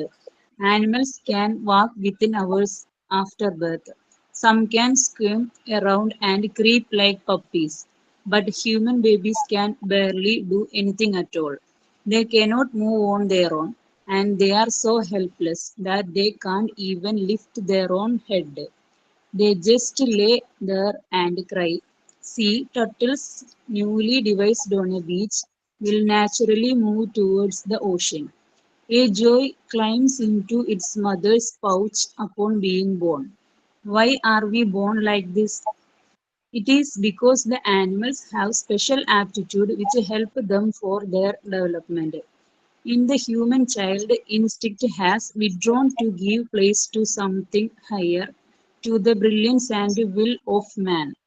Animals have merely to activate their instincts towards their specified behavior, and their psychic life is limited to this. But in man, there is this other fact, the creation of human brilliance. But a human baby is not born with intelligence. It develops as a result of the communication with its environment, and as the spiritual embryo unfolds. Montessori opinion. Okay. So first പാരഗ്രാഫിൽ നിന്ന് തന്നെ മനസ്സിലായി there is a difference between human babies and animals. നമ്മൾ notice ചെയ്തിട്ടുണ്ടാകും അല്ലെ? ബേർത്തിന് ശേഷം animal babies കാണിക്കുന്നതും ഹ്യൂമൻ ബേബീസ് കാണിക്കുന്നതും. ഒരു പശുക്കുട്ടിയുടെ കാര്യം തന്നെ നോക്കുക കഴിഞ്ഞാൽ ബേർത്തായി വിത്തിൻ സം ടൈം അത് പതുക്കെ എണീറ്റ് നിൽക്കും, വേച്ചിട്ടൊക്കെ ആയിരിക്കും. ഇങ്ങനെ സ്ക്യൂം അറൗണ്ട് എന്ന് പറഞ്ഞു കഴിഞ്ഞാൽ ഒരുമാതിരി സ്ട്രഗിൾ ചെയ്യാനായിട്ട് ബുദ്ധിമുട്ടുന്നു. ആദ്യം ഇങ്ങനെ അങ്ങോട്ടും ഇങ്ങോട്ടൊക്കെ പോവും, പിന്നെ നേരെ അത് നടക്കാനും ഓടാനും ഒക്കെ തുടങ്ങും. പിന്നെ ചിലപ്പോ എഴഞ്ഞ് അങ്ങനെ ആ രീതിയിൽ അങ്ങനെ പെട്ടെന്നാവും. ബട്ട് ഹ്യൂമൻ ബേബീസ് അത്ര പെട്ടെന്ന് എല്ലാ കാര്യവും ചെയ്യുന്നില്ല അല്ലെ? അവർ ഡിപ്പെൻഡന്റ് ആണ്. ജനിച്ച് കുറേ നാളുകൾ ഡിപ്പെൻഡന്റ് ആണ്. ഈവൻ ദെയർ ഓൺ ഹെഡ് അത് തന്നെ ലിഫ്റ്റ് ചെയ്യാനായിട്ട് ബുദ്ധിമുട്ടാണ്. സീ ടർട്ടിൽസ്, കടലാമകള്, അവര് ബീച്ചിൽ വന്നിട്ട് ഇത് മുട്ടയിടും. മണലിലാണല്ലോ മുട്ടയിടും. പക്ഷെ മുട്ട വിരിഞ്ഞുണ്ടാകുന്ന കുഞ്ഞുങ്ങള് ഈ അമ്മ അടുത്തില്ലെങ്കിൽ പോലും ഇതുങ്ങൾ പെട്ടെന്ന് തന്നെ കടലിലേക്ക് മൂവ് ചെയ്ത് പോകും. അവർക്ക് എങ്ങനെ അറിയാം കടലാണ് അവരുടെ വീട്, അവിടേക്കാണ് പോകേണ്ടതെന്നുള്ളത്? അതങ്ങനെ നടക്കും. പിന്നെ ജോയ്, JOEY ആണ് കേട്ടോ, JOY അല്ല, JOEY. അതൊന്ന് കറക്റ്റ് ചെയ്തേക്കും. എന്നാ കാങ്കറൂന്റെ ബേബിയാണ്, കാങ്കറൂന്റെ കിഡാണ്. അതിന് എങ്ങനെ അറിയാൻ പറ്റും? കാങ്കറൂന്റെ ആ പൗച്ച് അതിന് ഇരിക്കാനുള്ളതാണെന്ന് ജനിക്കുമ്പോ തന്നെ ആ പൗച്ചിനകത്തേക്ക് കയറി ചാടി അതിരിക്കും. ഓക്കെ, JOEY ആണ്. കാങ്കറൂ കിഡിന് പറയുന്ന പേരാണ് ജോയ് എന്ന് പറയുന്നത്. ഓക്കെ, ഇത് എന്തുകൊണ്ടാണ് ഇതിങ്ങനെ? കാരണം അനിമൽസിനെ പോലെ പെട്ടെന്ന് ഡെവലപ്പ് ആകുന്നില്ല. കുറെ കാലം ഡിപ്പെൻഡ് ചെയ്താണ് നമ്മള് ഹ്യൂമൻ ബേബീസ് അല്ലെ? അവർക്ക് തന്നെ ഒന്നും ചെയ്യാൻ പറ്റില്ല. എല്ലാം മദർ അല്ലെങ്കിൽ ആരെങ്കിലും കെയർ ഗിവേഴ്സ് ആരെങ്കിലും ഒക്കെ സപ്പോർട്ട് ചെയ്യുമ്പോഴാണ് ഇവർ പല കാര്യങ്ങളും ചെയ്യുന്നത്. ഓക്കെ, അനിമൽസിന് ശരിക്കും ആ ഒരു ഡെവലപ്മെന്റ് നടക്കുന്നു. ഇതില് പറയുന്നത് എന്താണെന്ന് വെച്ചാൽ നമ്മളുടെ ഈ ഹ്യൂമൻ അവര് ബേബീസ് അമ്മയുടെ വോമ്പിലായിരിക്കുമ്പോൾ ആദ്യത്തെ കുറച്ച് ഒരു വീക്സ് അല്ലെങ്കിൽ കുറച്ച് ദിവസങ്ങൾ കഴിയുമ്പോഴേക്കും ഓരോരോ ഷേപ്പാണ് അല്ലെ? ഫസ്റ്റ് ഈ എഗും സ്പേമും കൂടെ ഫോം ചെയ്ത് ഇത് മെയിൽ സെല്ലും ഫീമെയിൽ സെല്ലും കൂടെ ജോയിൻ ചെയ്ത് ഒരു ഇത് ഫോം ചെയ്ത ഒരു എന്താ പറയാ ജീവന്റെ ഒരു തുടിപ്പ് ആദ്യം അങ്ങനെ ഉണ്ടാവുന്നു. പിന്നെ അതിന്റെ ഷേപ്പ് മാറി, അതൊരു അൽമത്രയെ പോലെയൊക്കെ ഇരിക്കും. ഷേപ്പ് മാറി ഇങ്ങനെ വളഞ്ഞ് നമുക്കിങ്ങനെ തലയാകുന്നതും പിന്നെ കയ്യും കാലും അങ്ങനെ ഓരോ രൂപമാകുന്നതും ഓരോ സമയം എടുത്തിട്ടാണ് അല്ലെ? അപ്പൊ എംബ്രിയോ എന്നാണ് പറയുന്നത്. ആ ഒരു ജീവന്റെ ആ ഒരു തുടിപ്പ് വരുന്നത് എംബ്രിയോ എന്ന് പറയും. ഈ എംബ്രിയോ 9 months കൊണ്ട് ഭ്രൂണം എന്നൊക്കെ നമ്മൾ മലയാളത്തിൽ പറഞ്ഞ പോലെ 9 months കൊണ്ട് പൂർണ്ണ വളർച്ചയുള്ള ഒരു കുട്ടിയായിട്ടാണ് ജനറലി കേസ് പറയുമ്പോൾ പുറത്തേക്ക് വരുന്നത്. ബേർത്തിൽ വരുമ്പോഴേക്കും കൈയും കാലും കണ്ണും മൂക്കും അങ്ങനെ ഇന്റേണൽ പാർട്സും എക്സ്റ്റേണൽ പാർട്സും എല്ലാം കുട്ടിക്ക് ഉണ്ടാവുന്നു. അങ്ങനെയാണ് ബേബി ബേർത്ത് ആവുന്നത്. പക്ഷെ ഫിസിക്കലി എല്ലാ രൂപങ്ങളുമായി, ബട്ട് ഇതിന്റെ മൈൻഡ് അത് അപ്പോഴും ഭ്രൂണാവസ്ഥയിലാണെന്നാണ് മറിയ മോണ്ടിസോറി പറയുന്നത്.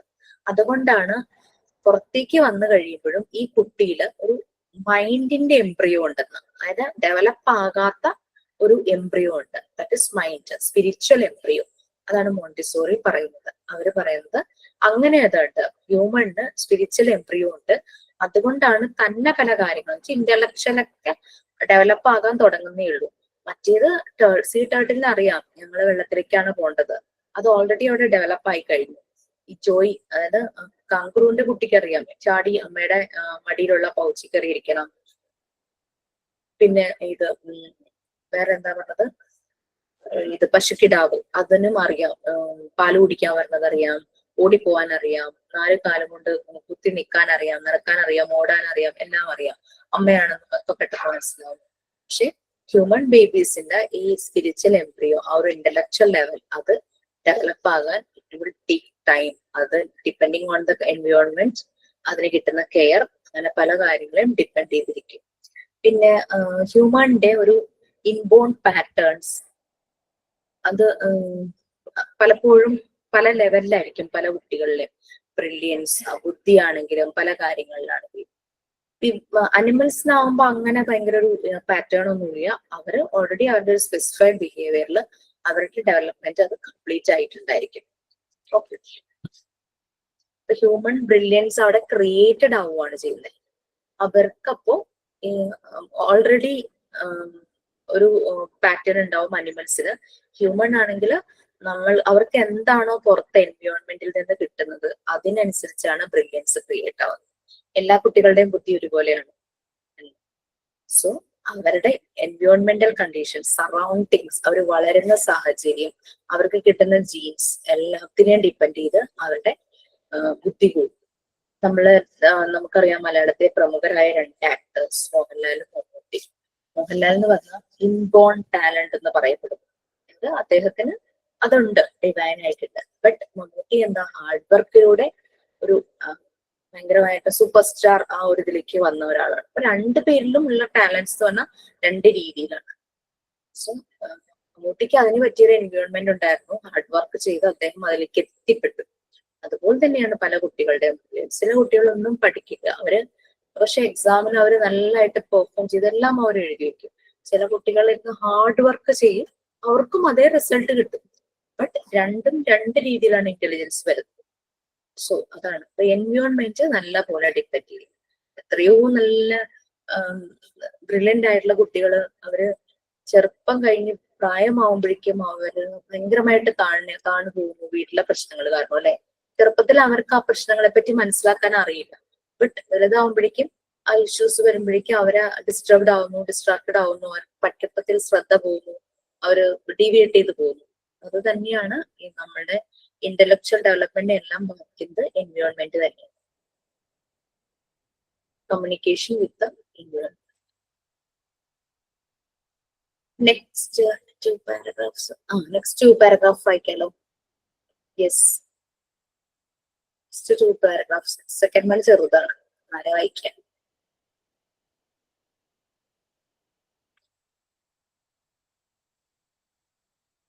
Yes, please.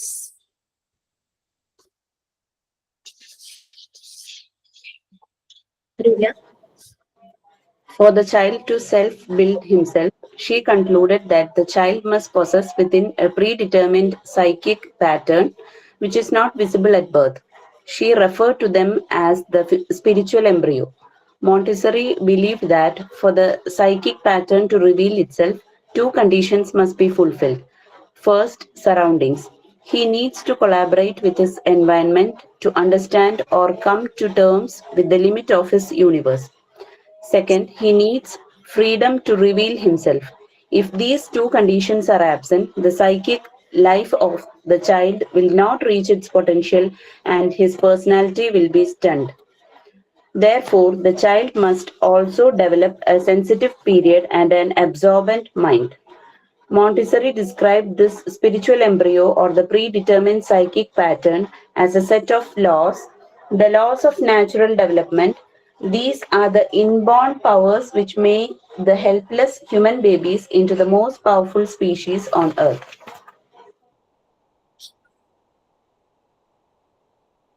നമ്മൾ പറഞ്ഞ കാര്യങ്ങൾ തന്നെയാണ്. കുട്ടിയുടെ ഡെവലപ്മെന്റിലെ 2 കണ്ടീഷൻസ് വളരെ ഇമ്പോർട്ടന്റ് ആണ്. ഒന്ന്, അവൻ വളർന്നു വരുന്ന സാഹചര്യം, എൻവയോൺമെന്റ്. അടുത്തത് ഫ്രീഡം ടു റിവീൽ ഹിംസെൽഫ്, അവനെ എക്സ്പ്ലോർ ചെയ്യാൻ, മാക്സിമം അവന്റെ ഉള്ളിലുള്ള കാര്യങ്ങൾ എല്ലാം അവന് പുറത്തേക്ക് കാണിക്കാൻ, അവന്റെ ഇമോഷൻസ്, ഫീലിങ്സ്, അവന്റെ അറിവുകൾ, അവന്റെ പല ക്രിയേറ്റിവിറ്റി, അങ്ങനെയുള്ള കാര്യങ്ങൾ ഒക്കെ കാണിക്കാനായിട്ട് നമുക്ക് ആ ഒരു ഫ്രീഡം അവനിൽ ഈ രണ്ട് കണ്ടീഷനിലും ആബ്സെന്റ് ആയി കഴിഞ്ഞു കഴിഞ്ഞാൽ അവന്റെ psychic life, that is mental development, arrest ചെയ്യപ്പെടും. അവന്റെ മാക്സിമം പൊട്ടൻഷ്യൽ എത്തില്ല. അവന്റെ പേഴ്സണാലിറ്റി അപ്പോഴും മുരടിച്ചു, അവന്റെ വ്യക്തിത്വം ഇല്ലാണ്ടായി പോകും. സ്ഫടികം സിനിമ നിങ്ങൾ കണ്ടിട്ടുണ്ടോ? കണ്ടിട്ടുണ്ടോ? അതിലെന്താണ് മോഹൻലാലിന്റെ ചെറുപ്പത്തിലെ കുറെ സീൻസ് നമ്മൾ കാണുന്നുണ്ടല്ലേ. മോഹൻലാലിന്റെ അച്ഛൻ ഭയങ്കര സ്ട്രിക്റ്റ് ആണ്, തിലകൻ മാത്സ് ടീച്ചറാ. പക്ഷെ മോഹൻലാലിന്റെ ചെറുപ്പം, ആ ഒരു കുട്ടി എന്ന് പറഞ്ഞു കഴിഞ്ഞാല് ഭയങ്കരമായിട്ട് ഇന്റലിജന്റ് ആയിട്ടുള്ള ഒരു കുട്ടിയാണ്. അവൻ പല പല പുതിയ കണ്ടുപിടുത്തങ്ങൾ നടത്തുന്നു അല്ലെ. സയൻസിൽ ഭയങ്കര ഇൻട്രസ്റ്റ് കൂടിയിട്ട് അവൻ പല പല കാര്യങ്ങൾ ക്രിയേറ്റീവ് ആയിട്ട് ചെയ്യുന്നു. ബട്ട് അച്ഛൻ അതൊന്നും അവൻ പഠിക്കുന്നില്ല. അവൻ ഇങ്ങനെയുള്ള കാര്യങ്ങളും ചെയ്ത് അവൻ ഇതൊന്നും പഠിക്കുന്നില്ല, അവൻ ഭയങ്കരമായിട്ട് തല്ലുന്നുണ്ട്. അങ്ങനെ അയാളുടെ ലൈഫേ മാറിപ്പോവാണ്. ജീവിതത്തിലെ പല നല്ല പ്രായത്തിലെ പല കാര്യങ്ങളും അയാൾക്ക് നഷ്ടപ്പെടുവാണ്. അച്ഛന്റെ സ്നേഹം, അമ്മയുടെ സ്നേഹം, കൂടപ്പിറപ്പുമായിട്ടുള്ള നിമിഷങ്ങൾ, നല്ലൊരു ജീവിതം, അതെല്ലാം നഷ്ടപ്പെട്ട് തോന്നിയ പോലെ പിന്നെ ജീവിക്കുന്ന രീതിയിലായിട്ടാണ് കാണിക്കുന്നത്. പക്ഷെ അവസാനം അച്ഛൻ ഇത് മനസ്സിലാക്കി വരുമ്പോഴേക്കും ഒത്തിരി ലേറ്റ് ആയി പോകുന്നതും അങ്ങനെയുള്ള കാര്യങ്ങളാണ്. അപ്പൊ ശരിക്കും ആ ഒരു എൻവയോൺമെന്റും ഫ്രീഡവും ഇല്ലാതായപ്പോഴാണ് ആ ഒരു ക്യാരക്ടർ, അതൊരു മൂവി ആണെങ്കിൽ കൂടിയും നല്ലപോലെ അത് കാണിച്ചിട്ടുണ്ട്, ആ ഒരു ക്യാരക്ടർ അങ്ങോട്ട് അടിഞ്ഞു പോവുക. ആളുടെ കഴിവുകൾ പുറത്തെടുക്കാൻ പറ്റിയില്ല. ഈ ചെയ്തു വെച്ച സാധനങ്ങളെല്ലാം തട്ടപ്പുറത്ത് എവിടെയോ സൂക്ഷിച്ചിരുന്നത് പിന്നീട് പൊടി തട്ടിയെടുക്കുമ്പോഴാണ് അതൊക്കെ വളരെ ക്രിയേറ്റീവ് ആയിട്ടുള്ള കുറെ ഇന്നോവേറ്റീവ് ആയിട്ടുള്ള കുറെ ഐഡിയാസ് ആയിരുന്നു. പിന്നെ അതിനെ കുറിച്ച് അവർക്ക് അച്ഛൻ വളരെയധികം ഗിൽറ്റി ഫീലിംഗ് തോന്നുന്നത്. പക്ഷെ അപ്പോഴേക്കെല്ലാം തന്നെ സമയമെല്ലാം തീർന്നിട്ടുണ്ടായിരുന്നു. മൂവി ആയതുകൊണ്ട് സംഭവം അവർ അതിനൊരു ക്ലൈമാക്സ് ആക്കി. ബട്ട് ഇത് റിയൽ ലൈഫിൽ എത്രയോ പേര് അനുഭവിച്ചിട്ടുണ്ടായിരിക്കാം. ഓക്കെ, അപ്പൊ അതാണ് പറയുന്നത്. ഈ രണ്ട് കാര്യങ്ങൾ നഷ്ടപ്പെട്ടു കഴിഞ്ഞാൽ കുട്ടിയുടെ നഷ്ടപ്പെട്ടെന്ന് പറഞ്ഞാൽ ശരിയായ രീതിയിൽ അവനിൽ കിട്ടിയില്ലെങ്കിൽ ആ പേഴ്സണാലിറ്റി വിൽ ബി സ്റ്റണ്ടഡ്, അതവിടെ ബ്ലോക്ക് ആയി പോകും. അതുകൊണ്ട് കുട്ടിക്ക് ഡെവലപ്പ് ചെയ്യാനായിട്ട് സെൻസിറ്റീവ് പീരീഡും ഒരു അബ്സോർബൻ മൈൻഡ് വേണം. അബ്സോർബൻ മൈൻഡ് എന്ന് പറഞ്ഞാൽ സ്പഞ്ച് പോലെയാണ്. വെള്ളത്തിലിട്ട് കഴിഞ്ഞാൽ എല്ലാം അങ്ങോട്ട് വലിച്ചെടുക്കുന്ന പോലെ കാണുന്നതും കേൾക്കുന്നതും എല്ലാം ഇവരങ്ങ് അബ്സോർബ് ചെയ്യും. So what ever it be, positive ആയാലും നെഗറ്റീവ് ആയാലും, ബട്ട് പോസിറ്റീവ് തിങ്സ് അവന്റെ ലൈഫിൽ വരാനുള്ള എൻവയോൺമെന്റ് നമ്മൾ ക്രിയേറ്റ് ചെയ്യണം. നമ്മൾ പറഞ്ഞ 3 ഫേസ് ഉണ്ട് ഈ എൻവയോൺമെന്റിന്: വീട്, home, society, school. Home and school, parents വീട്ടിലെ കാര്യങ്ങൾ ശ്രദ്ധിക്കാം. സ്കൂളില് നമ്മുടെ കൈകളിലേക്ക് ആ കുട്ടികൾ വരുന്നത് നമ്മൾ ശ്രദ്ധിച്ചു കഴിഞ്ഞാൽ പിന്നെ society we can manage easily. Okay, അപ്പൊ ഈ 3 എൻവയോൺമെന്റും പ്രോപ്പർ ആയി കഴിഞ്ഞു കഴിഞ്ഞാൽ കുട്ടിക്ക് നല്ലൊരു രീതിയിൽ തന്നെ, കാരണം പണ്ടത്തെ കാലഘട്ടത്തിലൊക്കെ നമ്മൾ കണ്ടിട്ടുണ്ട്, ഇന്നത്തെ പോലെ ഡിജിറ്റൽ അതൊന്നും അത്ര ഡെവലപ്പ് അല്ലാതിരുന്ന സമയത്ത് ഒരു കുട്ടി സ്കൂളിൽ നിന്ന് അത്ര ലേറ്റ് ആയാൽ അടുത്തുള്ളവരൊക്കെ അന്വേഷിക്കും എന്തുകൊണ്ട് ലേറ്റ് ആയാലും നമ്മളെ കൊണ്ടുവന്ന് വീട്ടിലാക്കും. അങ്ങനെ ഇപ്പൊ സൊസൈറ്റി അതിന് ഒരു പ്രൊട്ടക്ഷൻ അന്നൊക്കെ കുറച്ചും കൂടെ കിട്ടിയിരുന്ന ഒരു ടൈം ഉണ്ടായിരുന്നു. ഇപ്പോഴും ഓക്കെയാണ്, ഇപ്പൊ നമ്മൾ അതിന് പല പല മീഡിയംസ് യൂസ് ചെയ്യുന്നു എന്നുള്ളതേ ഉള്ളൂ. ബട്ട് ഒരു സേഫ്റ്റിയാണ്. ഒരു ജംഗ്ഷനിലൂടെ പോകുമ്പോൾ അവിടെ കുറെ ആളുകൾ ഇരിക്കുന്നുണ്ടാവും, അവര് ശ്രദ്ധിക്കും, ലേറ്റ് ആയിട്ടില്ല. അങ്ങനെ ആ ഒരു ഇത് നല്ല രീതിയിലുള്ള കാര്യങ്ങൾ സംഭവിക്കാറുണ്ട്, നെഗറ്റീവ് ഉണ്ട്. എന്നാലും സംഭവം ഒരു സൊസൈറ്റിയിൽ ശ്രദ്ധിക്കാം. ഞങ്ങളുടെ വീടിനടുത്തുള്ള കുട്ടിയാണല്ലോ, ആ ഒരു രീതിയിൽ ശ്രദ്ധിക്കാറുണ്ട്. ഓക്കെ, സോ അതാണ് എൻവയോൺമെന്റ്, അത് വളരെ ഇമ്പോർട്ടന്റ്. നമ്മൾ പലപ്പോഴും നല്ല ഏരിയയിലല്ല വീട്, നമുക്ക് ഇവിടെ നിന്ന് മാറാം അങ്ങനെ പറഞ്ഞ പാരന്റ്സ് ഒക്കെ മാറിയൊക്കെ താമസിക്കാറുണ്ടല്ലോ. നല്ല ഏരിയ നോക്കി വീട് നോക്കണം, അത് നല്ല ഏരിയ, ദാറ്റ് സൊസൈറ്റി അതാണ് ഉദ്ദേശിക്കുന്നത്. നമുക്ക് അവിടെ നമുക്ക് സമാധാനപൂർണമായ ഒരു ജീവിക്കാൻ പറ്റണം, ആ ഒരു രീതി. ഇതിനു വേണ്ടിയിട്ട് ഈ സ്പിരിച്വൽ എംബ്രിയോയുടെ ഡെവലപ്മെന്റ് അത് ഒരു പ്രീ ഡിറ്റർമിൻഡ് സൈക്കിക് പാറ്റേൺ ആണ്. നമുക്കറിയാം മെന്റൽ ഡെവലപ്മെന്റിന്റെ പല സൈക്കിക് പാറ്റേൺ ഉണ്ട്. 3 വയസ്സ് കഴിയുമ്പോഴാണ് കോൺസെൻട്രേഷൻ ലെവൽ കുട്ടികളിൽ കൂടുന്നത്. അതാണ് 3 ഇയേഴ്സിന് മുമ്പുള്ള കാര്യം എന്തെങ്കിലും ഓർമ്മയുണ്ടോ എന്ന് വെച്ച് കഴിഞ്ഞാൽ നമുക്ക് ഭയങ്കര കൺഫ്യൂഷൻ ആയിരിക്കും, ഒന്നും ഓർക്കാൻ പറ്റുന്നില്ല. ബട്ട് ആഫ്റ്റർ 3 ഇയേഴ്സ് ഒരു 19 കുട്ടികളുടെ ഒരു ക്ലാസ് ഉണ്ടായിരുന്നു. ഞാൻ അവരോട് ചോദിച്ചു 3 വയസ്സിന് മുമ്പുള്ള എന്തെങ്കിലും കാര്യം നിങ്ങൾ ഓർക്കുന്നുണ്ടോ എന്ന് ചോദിച്ചപ്പോ ഒരു 2 minutes ചിന്തിച്ചിട്ട് പറഞ്ഞു ഇല്ല, ഒന്നും ഓർമ്മയില്ല. ആഫ്റ്റർ 3 ഇയേഴ്സോ അത് ഓർമ്മയുണ്ട്. സോ ദാറ്റ് മീൻസ് ആ ഒരു പ്രീഡിറ്റർമിൻഡ് സൈക്കിക് പാറ്റേൺ ആണ് ഹ്യൂമൻസിന്, ആ ഒരു പാറ്റേൺ ആണ് വരുന്നത്. അത് മനസ്സിലാക്കിയിട്ട് കുറച്ച് set of laws Montessori describe ചെയ്തിട്ടുണ്ട്. The laws of natural development. അത് നമുക്ക് ഡിസ്ക്രിപ്ഷൻ ആയിട്ട് ഡീറ്റെയിൽ ആയിട്ട് താഴെയുണ്ട്. പക്ഷെ അതിന് മുമ്പ് ഒരു ഫ്ലോ ചാർട്ട് പോലെ കുറച്ചൊരു ഡയഗ്രമാറ്റിക് ആയിട്ട് റെപ്രസെന്റ് ചെയ്തിട്ടുണ്ട്. ഇതിന്റെ തന്നെ ഡിസ്ക്രിപ്ഷൻ താഴെ വരുന്നുണ്ട് കേട്ടോ. അപ്പൊ ഇവിടെ നമുക്ക് കാണാൻ പറ്റുന്നുണ്ട്. ചെറുതായിട്ട് എഴുതിയത് ചിലപ്പോൾ ഇച്ചിരി ബുദ്ധിമുട്ടായിരിക്കും. അത് താഴെ ഡിസ്ക്രൈബ് ചെയ്തിട്ടുണ്ട്. കുട്ടിക്ക് പറഞ്ഞു പ്രീ ഡിറ്റർമിൻഡ് ആയിട്ടുള്ള സൈക്കിക് പാറ്റേൺ ആണ്. കാരണം ഈ വയസ്സിൽ ഇത് ചെയ്യും, അടുത്ത വയസ്സിൽ ഇത് ചെയ്യും, അടുത്ത വയസ്സാകുമ്പോ ഇങ്ങനെ. അപ്പൊ നമുക്കറിയാം പെൻസിൽ പിടിപ്പിക്കേണ്ട പ്രായം ഏതാണെന്നറിയാം, പെൻ പിടിപ്പിക്കേണ്ട പ്രായം ഏതാണെന്നറിയാം, തന്നെത്താനെ കാര്യങ്ങൾ ചെയ്യുന്ന പ്രായം, പിന്നെ കുട്ടിയുടെ ശരീരത്തിലുണ്ടാകുന്ന ചേഞ്ചസ്, അപ്പൊ എല്ലാം ഒരു പ്രീ ഡിറ്റർമിൻഡ് സൈക്കിക് പാറ്റേൺ ആണ്. ആ ഒരു സമയത്ത് കുട്ടിയിൽ ആ ചേഞ്ചസ് ഉണ്ടായാലും നമ്മൾ ഡോക്ടറെ കാണിക്കാറുണ്ട്, പെൺകുട്ടികളുടെ കേസിൽ നമ്മൾ ചെയ്യാറുണ്ട്. സോ എല്ലാം ഒരു പ്രീ ഡിറ്റർമിൻഡ് സൈക്കിക് പാറ്റേൺ ആണ്. അതുകൊണ്ടാണ് ഓരോ ക്ലാസ്സും ഓരോ ഏജ്, ഈ ഇത്ര ഏജ് ആകുമ്പോൾ LKG അഡ്മിഷൻ, ചില സ്കൂളുകൾ ആ ഒരു കണ്ടീഷൻസ് വെക്കും. സോ ഇതെല്ലാം ഒരു പ്രീ ഡിറ്റർമിൻഡ് പാറ്റേൺ ഉള്ളതുകൊണ്ടാണ്. കണ്ടീഷൻ നെസസറി ഫോർ ദിസ്, അതായത് ഇവരുടെ പ്രോസസ് ഓഫ് ഡെവലപ്മെന്റിന് എന്തൊക്കെ കണ്ടീഷൻസ് ആണ് അത്യാവശ്യം. നമ്മൾ പറഞ്ഞ എൻവിയോൺമെന്റും ഫ്രീഡവും, കുട്ടിക്ക് കാര്യങ്ങൾ ചെയ്യാനുള്ള ഫ്രീഡം. എൻവിയോൺമെന്റ് 3 ഫേസ് ഉണ്ടെന്ന് നമ്മൾ പറഞ്ഞിരുന്നു. Home, society, school. Law of natural development, law of work. ഇവിടെ കുട്ടികളുടെ ലോ ഓഫ് വർക്ക് എന്ന് പറയുന്ന അവർ ചെയ്യുന്ന ആക്ടിവിറ്റി, ചെറിയ കുട്ടികളാകുമ്പോൾ വർക്ക് ടു പ്ലേ, കളികളിലൂടെ അവർ പലതും പഠിക്കും. Law of independence. Law of independence എന്ന് പറഞ്ഞു കഴിഞ്ഞാൽ അവര് തന്നെത്താനെ കാര്യങ്ങൾ ചെയ്യുന്നത്. അല്ലെ, ജനിച്ച ഉടനെ കുറെ കാലം ഡിപ്പെൻഡന്റ് ആണ്, ബട്ട് പിന്നെ അവര് ഇൻഡിപെൻഡന്റ് ആവാൻ തുടങ്ങും. Power of attention, absorbent mind എന്ന് പറഞ്ഞു. എന്ത് കണ്ടാലും ശ്രദ്ധിക്കും, കേൾക്കും, അവരത് പിടിച്ചെടുക്കും. അതുകൊണ്ട് പറയും, ചില പാരന്റ്സ് പറയില്ലേ, അവന്റെ മുമ്പിൽ വെച്ചൊന്നും പറയാൻ പറ്റില്ല, എല്ലാം അതുപോലെ തന്നെ ഉണ്ടാവും. അവര് ചിലപ്പോൾ ഗ്രാൻഡ് പാരന്റ്സിനോട് പറയും, അല്ലെങ്കിൽ എന്നെ ആളോട് പറയും, അങ്ങനെ ഇങ്ങനെയൊക്കെ പറയും അല്ലെ. പവർ ഓഫ് അറ്റൻഷൻ, അവരുടെ ആ ഒരു അറ്റൻഷൻ ഭയങ്കര അറ്റൻഷൻ സ്പാനും അറ്റൻഷനും കോൺസെൻട്രേഷനും ഒക്കെ വളരെ കൂടുതലായിരിക്കും. പിന്നെ ഇന്റലിജൻസ്, ബുദ്ധിയുടെ ഡെവലപ്മെന്റ്. പിന്നെ ഇമാജിനേഷനും ക്രിയേറ്റിവിറ്റി, ക്രിയേഷൻ, ഇമാജിനേഷൻ, ക്രിയേഷൻ, അതിന്റെ ഡെവലപ്മെന്റ്. പിന്നെ development of emotional or spiritual life. പലപ്പോഴും നമുക്ക് മോറൽ വാല്യൂസ് കിട്ടുന്നത് നമ്മുടെ സ്പിരിച്വൽ ലൈഫിലൂടെയാണ്. നത്തിങ് റിലീജിയസ്, നമ്മുടെ എല്ലാ റിലീജിയനും പഠിപ്പിക്കുന്നത് പീസ്, ഹാർമണി, ബ്രദർഹുഡ് അല്ലെ, സന്തോഷം, സമാധാനം, സാഹോദര്യം. അപ്പൊ ഇത് മോറൽ വാല്യൂസ് കുട്ടികൾക്ക് കിട്ടുന്നത് ആ ഒരു ട്രഡീഷൻസ്, ബിലീഫ്, അതൊക്കെ തന്നെയാണ്. സോ സംടൈംസ് മേ ബി അവര് ഒരു ടീനേജ് ഒക്കെ ആകുമ്പോൾ ആരാധനാലയങ്ങളിൽ പോകാൻ മടി കാണിക്കുമായിരിക്കും ചില കുട്ടികൾ കേട്ടോ, ചിലര്. ബട്ട് അതിന്റെ അർത്ഥം അവർക്ക് ആ ഒരു ശക്തിയിൽ വിശ്വസിക്കുന്നില്ല എന്നുള്ളതല്ല, അങ്ങനത്തെ ഇതൊന്നുമല്ല, അവരിലുണ്ട്. പക്ഷെ അങ്ങനെയല്ല. ഇപ്പൊ ഒരു പാരന്റ് എന്നോട് പറയുമായിരുന്നു, ലൈക്ക് ഈ പാരന്റ് ദിവസവും രാവിലെ കുളിച്ച് അമ്പലത്തിൽ പോകുന്നത്, പക്ഷെ മകനുണ്ട് +2 പഠിക്കുന്നത്, അവൻ ശരിയല്ല, അവൻ ആള് ശരിയല്ല. ഞാൻ ചോദിച്ചു എന്താ അങ്ങനെ പറയാൻ കാരണം? അവൻ രാവിലെ എണീറ്റ് കുളിച്ച് അമ്പലത്തിലൊന്നും പോകും. ഞാൻ പറഞ്ഞു അതുകൊണ്ടാണ് അവൻ ശരിയല്ലാത്തതെന്ന് ചോദിച്ചു.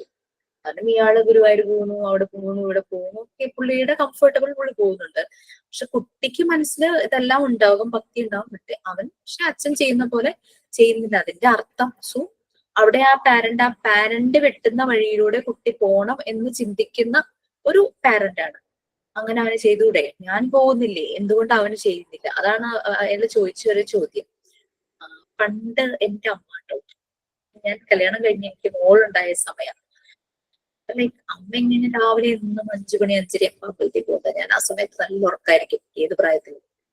അപ്പൊ ഇങ്ങനെ വീട്ടില് വന്ന ഏതോ ഒരു അമ്മമാർക്കൊക്കെ ഉണ്ടല്ലോ ഈ ജോത്സ്യന്മാരെയൊക്കെ വീട്ടിൽ വിളിച്ചിട്ട് ഒരു കാര്യമൊക്കെ നോക്കിക്കുന്നത്. ഞാൻ മോളെ ഡെലിവറി ആയിട്ടിരിക്കുന്ന സമയം, തോന്നുന്നു അവൾക്കൊരു 3 months പ്രഗ്നന്റ് ആയിട്ടു. ഇങ്ങനെ എന്നെ കണ്ട ഉടനെ തന്നെ ഈ ജോത്സ്യം പറഞ്ഞു, വീട്ടിലെ കാര്യങ്ങളൊക്കെ നോക്കിയിട്ട് ഭക്തിയിലേക്ക് പോയാൽ മതി കേട്ടോ എന്ന് പറഞ്ഞു. അപ്പൊ ഞാൻ ചിരിച്ചു. കാരണം ഇതേ കാര്യം തന്നെ വേറൊരു ജോത്സ്യൻ എന്നോട് പറഞ്ഞിട്ടുണ്ട്. ഞാൻ ഇതിനൊന്നും വലിയ അറ്റൻഷൻ ഒന്നും കൊടുക്കാറില്ല. അപ്പം അമ്മ പറഞ്ഞു അതിനവൾ അമ്പലത്തിലേ പോവാറില്ല എന്ന് പറഞ്ഞു. അപ്പൊ ജോത്സ്യൻ പറഞ്ഞത് ഭക്തി ഉണ്ടാവാൻ അമ്പലത്തിൽ തന്നെ പോകുന്നില്ല, ഭയങ്കര ഉൾഭക്തിയാണ്, അതുകൊണ്ടാണ് അങ്ങനെ പറഞ്ഞതെന്ന് പറഞ്ഞു. അപ്പൊ ഞാൻ അമ്മയെ നോക്കി ചിരിച്ചു. കാരണം അമ്മ ദിവസം രാവിലെ ഓടണ കാണാം അമ്പലത്തിലേക്ക്. അത് ഓരോരുത്തരുടെ ഇഷ്ടം കേട്ടോ. ഓരോരുത്തരുടെ ഇഷ്ടം എന്ന് പറഞ്ഞു കഴിഞ്ഞാല് അവർക്ക് അവിടെ പോകും. ഞാൻ പോകാറുണ്ട്. എന്റെ വീട്ടിലെ എല്ലാ കാര്യങ്ങളും, ഇപ്പൊ എനിക്ക് രാവിലെ ക്ലാസ് ഉണ്ടോ, ഞാൻ പോവില്ല. ക്ലാസ് നിങ്ങൾക്ക് എടുക്കാനുണ്ട്, അപ്പം മിക്ക ദിവസവും 10:30 ക്ലാസ് ഉള്ളതാണ്, ഞാൻ പോവില്ല. കാരണം നമ്മൾ ചിലപ്പോ ധൃതി പിടിച്ച് ഓടണം, അങ്ങനെ പോയിട്ട് കാര്യമില്ലല്ലോ. പോകുന്നൊക്കെ ഇഷ്ടം, ഒരു പ്രത്യേക രസമല്ലേ അമ്പലവും പള്ളിയിലൊക്കെ പോകുന്നത്. പള്ളിയിലും പോകാറുണ്ട് കേട്ടോ. അപ്പൊ അതൊക്കെ ഇഷ്ടമൊക്കെ തന്നെയാ. നമ്മളുടെ വീടല്ലാത്തൊരു ഒരു ഒരു നമുക്കൊരു പീസ്ഫുൾ ആയിട്ടുള്ള ഒരു സ്ഥലം, അതൊക്കെ അവിടെ കുറച്ചു നേരമൊക്കെ ഇരിക്കുക എന്നൊക്കെ പറഞ്ഞാൽ അതൊരു രസം തന്നെ. അപ്പൊ അങ്ങനെ ഇത് പിന്നെ അമ്മ എന്നോട് അമ്പലത്തിൽ പോകണമെന്ന് പറയാറില്ല കേട്ടോ. അപ്പൊ അങ്ങനെ ഒരു 2 പേര് ഇങ്ങനെ ഒരേപോലെ പറഞ്ഞു. അതിന് പറഞ്ഞതിന് കാരണം പറയാം, എന്റെ ജാതകം ശ്രീബുദ്ധന്റെ ജാതകമാണെന്ന് പറയണത്. ഐ ഡോണ്ട് നോ വൈ അങ്ങനെ പറയുന്നത്. ഞാൻ എല്ലാം ഉപേക്ഷിച്ചിട്ട് പോകും എന്നുള്ള രീതിയിലാണ് പറയുന്നത്. ഞാൻ ഇങ്ങനെ ഉപേക്ഷിച്ചിട്ട് പോവാ, കാരണം എനിക്ക് ഇഷ്ടപ്പെട്ട കാര്യങ്ങളല്ലേ ഞാൻ എന്റെ ലൈഫിൽ ചെയ്തുകൊണ്ടിരിക്കുന്നത്. അറിയില്ല, കുറച്ചുകൂടെ വയസ്സാകുമ്പോഴായിരിക്കും. I don't know. എനിക്കിപ്പോ തോട്ടൊന്നും എന്തായാലും ഇല്ല. ബട്ട് ഐ ലൈക്ക് ആ ഒരു വ്യക്തിയെ എനിക്ക് ഇഷ്ടമാണ്. പക്ഷെ ആള് ചെയ്ത കുറച്ച് കാര്യങ്ങൾ എനിക്ക് ഇഷ്ടമല്ല, ശ്രീബുദ്ധനാണെങ്കിലും. കാരണം അയാള് കല്യാണം കഴിച്ചു, കുട്ടി ഉണ്ടായി, ഒരു രാജ്യം നോക്കുന്ന രാജാവായിരുന്നു. അതെല്ലാം ഉപേക്ഷിച്ച് ആ റെസ്പോൺസിബിലിറ്റിനെ ഒളിച്ചോടി പോയി എന്നാണ് ഞാൻ വിശ്വസിക്കുന്നത്. അത് ചെയ്യുന്നത് എന്തോ സുഖമായിട്ട് തോന്നിയില്ല. ഞാൻ ഒരു പ്രാവശ്യം ഒരു ക്ലാസ്സിന് ടീച്ചേഴ്സിനുള്ള ടീച്ചർ ഡെവലപ്മെന്റ് ക്ലാസ് അറ്റൻഡ് ചെയ്യാനായിട്ട് ആലപ്പുഴയിൽ ഒരു സാറിന്റെ ഒരു പുള്ളി പൈലറ്റ് ആയിരുന്നു. അതിൽ നിന്ന് റിസൈൻ ചെയ്തൊരു സന്യാസ ജീവിതം നടത്തുക. പുള്ളിക്ക് ഭാര്യയുണ്ട്, കുട്ടികളുണ്ട്. പുള്ളി സന്യാസ ജീവിതം നടത്താനുണ്ടായ കാരണം എന്താന്ന് വെച്ച് കഴിഞ്ഞാല്, പുള്ളി ഒരു പ്ലെയിൻ ക്രാഷ്, പൈലറ്റ് ആണല്ലോ, മരിച്ചു പോകേണ്ടതായിട്ടുള്ള ഒരു കേസ് വന്നു. അങ്ങനെ ഒരു അപകടം സംഭവിച്ചപ്പോഴേക്കും പുള്ളിക്ക് പുനർജന്മം കിട്ടിയതുപോലെയായി. മരിക്കേണ്ടതായിരുന്നു, പക്ഷെ പുള്ളി രക്ഷപ്പെട്ടു. കുറെ പേരുടെ ഒക്കെ ജീവൻ പോയി, പുള്ളി രക്ഷപ്പെട്ടു. പുള്ളി അതിനുശേഷം ജീവിതം മുഴുവനും ഇങ്ങനെ സന്യസിച്ച് നടത്താം എന്നുള്ള രീതിയിൽ പുള്ളി അങ്ങ് ഡീവിയേറ്റ് ചെയ്ത് വരുമായിരുന്നു. ബട്ട് എനിക്ക് പുള്ളി ക്ലാസ് എടുത്തതൊക്കെ ഓക്കെ, എനിക്ക് ഇഷ്ടമായി. പക്ഷെ ആസ് എ പേഴ്സൺ എനിക്ക് ഒരു ചെറിയൊരു അനിഷ്ടം തോന്നിയത് കാരണം പുള്ളിക്ക് റെസ്പോൺസിബിലിറ്റി ഉണ്ട്. കാരണം നല്ല ഏജിലാണ് പുള്ളി സന്യാസം സ്വീകരിക്കുന്നത്. അപ്പൊ ആ ഏജിലെ ഭാര്യ വളരെ യങ്ങാണ്, വൈഫുണ്ട്, കുട്ടികൾ കുഞ്ഞല്ലേ, അവർക്ക് അവരുടെ അച്ഛൻ എന്നുള്ള കുറെ റൈറ്റ്സ് അവർക്ക് നഷ്ടപ്പെടുമല്ലേ. So why he do like that? ആ ഒരു ചിന്ത എനിക്കിങ്ങനെ വന്നു. ആ ഒരു കാര്യത്തിൽ മാത്രം ആളോടൊരു ചെറിയ തോന്നി. പക്ഷെ ആളുടെ ക്ലാസ്സും പറഞ്ഞു തന്ന കാര്യങ്ങളും എല്ലാം അതൊക്കെ നല്ലതായിരുന്നു, അതൊക്കെ വളരെ പോസിറ്റീവായിരുന്നു. സോ ഇപ്പൊ നമ്മൾ പറഞ്ഞു വന്നത് ഈ ചൈൽഡ് ഡെവലപ്മെന്റിന്റെ എൻവയോൺമെന്റ്, ലൈക്ക് പാരന്റ്സ് എപ്പോഴും ഒരു വര വരയ്ക്കും, ഞാൻ പോകുന്ന പോലെ കുട്ടികൾ. അപ്പൊ അമ്മയും അത്, നിനക്ക് രാവിലെ എണീറ്റ് അമ്പലത്തിൽ പൊക്കൂടെ? ഈ ഒരു ചോദ്യം പണ്ട് തുടങ്ങി ഞാൻ എന്റെ ലൈഫിൽ കേട്ടതാ. ഞാനൊരു ഓൾമോസ്റ്റ് ഒരു 6 years ഒക്കെ വരെ അമ്പലക്കുളത്തിൽ പോയി കുളിച്ചിരുന്നാണ്. ബട്ട് നമ്മൾ ഇച്ചിരി വലുതാവുമ്പോ നമുക്കൊരു നാണം ഒക്കെ ഫീൽ ചെയ്യില്ലേ, ഒരു ഓപ്പൺ പ്ലേസിൽ കുളിക്കുക എന്നൊക്കെ ഉള്ളത്. അപ്പൊ അത് കാരണം അത് നിർത്തി, വീട്ടിലായി പിന്നെ കുളിക്കുന്നത്. പക്ഷെ എന്നാലും രാവിലെ അമ്പലത്തിൽ പോവായിരുന്നു. പിന്നെ കുറച്ചങ്ങനെ ചെന്നപ്പം ഏർലി മോർണിംഗ് അങ്ങനെ എണീറ്റ് പോവാനും, കാരണം കോളേജിലൊക്കെ പോയി തുടങ്ങിയപ്പോഴേക്ക് 8 മണിക്ക് റെഡി ഇരിക്കും. 8 മണിക്ക് മുമ്പ് 7:30 ഇറങ്ങണം, എന്നാലാണ് കറക്റ്റ് 9 മണിക്ക് കോളേജിൽ എത്തുള്ളൂ. അത്രയൊക്കെ ആയപ്പോഴേക്കും പിന്നെ രാവിലെ അമ്പലത്തിൽ പോക്കൊക്കെ മുടങ്ങി. അങ്ങനെ ആയി. പിന്നെ ഹോസ്റ്റലിലൊക്കെ ആയില്ലേ, നോക്കുമ്പോ എന്താ പോകുന്നില്ലല്ലോ. സോ അതാണ് അങ്ങനെ പറഞ്ഞത്. ഞാൻ പോകുന്നുണ്ടല്ലോ, ഇത്രയും പണിയും കഴിഞ്ഞിട്ടല്ലേ ഞാൻ പോണേ, അങ്ങനെയാ പറയുന്നത്. സോ അവരിങ്ങനെ ഒരു ഇത് വരയ്ക്ക് മക്കളും അതിലൂടെ പോകണം, ആ ഒരു തോട്ട്. അപ്പൊ അന്ന് ആ ജോത്സ്യൻ വന്ന് പറഞ്ഞു കഴിഞ്ഞപ്പോഴേക്കും പിന്നെ എന്നോട് പറയാറില്ല. സോ നിങ്ങളെക്കാളും ഭക്തിയുണ്ട്, ഉൾഭക്തിയാന്ന് പറഞ്ഞപ്പോഴേക്കും അമ്മ പിന്നെ അതോടുകൂടി നിർത്തി പരിപാടി. സോ അതാണ്, കുട്ടികള് പാരന്റ്സിനെ പോലെ ആകണം എന്ന് എപ്പോഴും പാരന്റ്സിന് ഒരു തോട്ട് ഉണ്ടാവും. അവരുടെ പേഴ്സണാലിറ്റി അടിച്ചേൽപ്പിക്കാനുള്ള ഒരു രീതി. നമുക്ക് ഓൾറെഡി നമ്മളുടെ ഒരു പേഴ്സണാലിറ്റി ഉണ്ടാവും, അതപ്പോ താന്നു പോവുക ചെയ്യണത്. But we can correct them, not like compel ചെയ്തോ ശാസിച്ചോ ഒന്നുമല്ല, പല രീതിയിലും കറക്റ്റ് ചെയ്യാം. ഒരു വീഡിയോ ഈ ഇടയ്ക്ക് കണ്ടത്, പരീക്ഷയാ, പക്ഷെ മോൻ ഇങ്ങനെ TV ഒക്കെ കണ്ടിരിക്കുവാണ്. ഹൈസ്കൂൾ പഠിക്കുന്ന മോനാന്ന് തോന്നുന്നു. കണ്ടിട്ട് അമ്മ പറയുന്നുണ്ട്, നിനക്ക് പോയി പഠിച്ചൂടെ, പരീക്ഷയല്ലേ നാളെ. ഞാൻ പഠിച്ചതാ, കുട്ടികളുടെ സ്ഥിരം പല്ലവി, ഞാൻ പഠിച്ചതാന്ന് പറഞ്ഞിട്ട്. അപ്പൊ അമ്മ സഹി കെട്ടിട്ട് കൊച്ചിന്റെ അച്ഛനോട് എന്ന് പറയാം, നിങ്ങളൊന്ന് പറയും, ഞാൻ പറഞ്ഞിട്ട് അവൻ കേൾക്കുന്നില്ല എന്ന്. മോനെ വിളിക്കുവാണ് അച്ഛൻ. അച്ഛൻ വിളിച്ചിട്ട് ക്രിക്കറ്റിലെ നിങ്ങളോട് പറഞ്ഞു എനിക്കല്ലേ ക്രിക്കറ്റിലെ കാര്യങ്ങളാണ് പറയുന്നത്. അതിലെ പേസ് ബോളർ ആരാണ്, നല്ലപോലെ വിക്കറ്റ് എടുക്കുന്ന ആരാണ്, അങ്ങനെ ഓരോരുത്തരുടെ പേരും കുട്ടി പറയുവാണ്. അവര് മാച്ചിന് മുമ്പ് പ്രാക്ടീസ് ചെയ്യാറുണ്ടോ എന്ന് ചോദിച്ചു. അവര് നല്ലപോലെ പ്രാക്ടീസ് ചെയ്തിട്ടാണല്ലോ കളിക്കിറങ്ങുന്നതെന്ന് കുട്ടി പറയുക. അച്ഛൻ പറയുക അവര് എത്ര പെർഫെക്റ്റ് ആണെങ്കിലും ഒരു മാച്ച് ഉണ്ടെങ്കിൽ അവര് എന്ത് മാച്ച് ആണെങ്കിലും നന്നായി പ്രാക്ടീസ് ചെയ്തിട്ടാണ് അവര് കളിക്കാൻ പോകുന്നത്. അപ്പൊ നിനക്ക് പരീക്ഷ നീ പഠിച്ചതാണെങ്കിലും നീ അത് വീണ്ടും പ്രാക്ടീസ് ചെയ്യണം. അപ്പൊ മോനത് പെട്ടെന്ന് മനസ്സിലാവുക. അമ്മ കിടന്ന് ഷൗട്ട് ചെയ്യലും ബഹളും, ബട്ട് അച്ഛൻ അത് പറഞ്ഞപ്പോ അവനത് കറക്റ്റ് അത് മനസ്സിലാക്കി അവൻ പഠിക്കുന്നു. അതായിരുന്നു സീൻ. അതൊക്കെ ശരിക്കും ഈവൻ ഞാൻ പലപ്പോഴും ഇങ്ങനെ പല വീഡിയോസ് ഇങ്ങനെ കാണുന്നത് അതിൽ നിന്ന് നല്ല മെസ്സേജ് കിട്ടും. അതെനിക്ക് ക്ലാസ്സിലും എനിക്ക് എന്റെ ലൈഫിലും ഭയങ്കരമായിട്ട് യൂസ്ഫുൾ ആയിട്ട് തോന്നാറുണ്ട്. ചിലതൊക്കെ വെറും ആവശ്യമില്ലാത്തത്. Okay, so that is like child development through natural way. അതാണ് നമ്മൾ പഠിക്കുന്നത്. തല്ലിപ്പഴുപ്പിച്ച പഴത്തിന് മധുരമില്ല എന്ന് പറയുന്ന പോലെ നാച്ചുറൽ ആയിട്ട് അത് പഴുക്കുമ്പോൾ അതിന്റെ മണവും ഗുണവും അതിന്റെ റിസൾട്ടും കൂടും എന്ന് പറയുന്ന മാതിരിയാണ് കുട്ടികളുടെ കാര്യവും. നാച്ചുറൽ ഡെവലപ്മെന്റ് അവരുടെ ലൈഫിലുണ്ടാകും. Okay, fine. So thank you so much. Have a nice day. ഈ ചാപ്റ്റർ വായിക്കാനുള്ളത് 1, 2, 3 ഓരോരുത്തർക്കും ഓരോ നമ്പർ കൊടുക്കുവാണെങ്കിൽ നമുക്ക് ആര് വായിക്കണം എന്നുള്ള ഒരു കൺഫ്യൂഷനും രണ്ടുപേരും ഒരുമിച്ച് ഞാൻ വായിക്കാന്ന് പറയുന്നത് ഒഴിവാക്കാം. അപ്പൊ ഞാനത് ഇപ്പൊ പെട്ടെന്ന് എനിക്ക് തോന്നി എന്നങ്ങനെ. അത് ക്ലാസ് ലീഡേഴ്സ് ഒന്ന് ശ്രദ്ധിച്ച് നെക്സ്റ്റ് ക്ലാസ്സിലൊന്ന് ഇതായിക്കോളൂ. അപ്പൊ നാളെ ഞാൻ ഉണ്ടാവില്ല. സോ നിങ്ങൾ ലീവ് ആയിട്ടുണ്ട്, ഞാനത് ഇൻസ്റ്റിറ്റ്യൂട്ടിൽ അറിയിച്ചിട്ടുണ്ട്. So I think we will meet on Tuesday ആയിരിക്കും എനിക്ക് കാണുന്നത്. So okay, until then, good bye from me.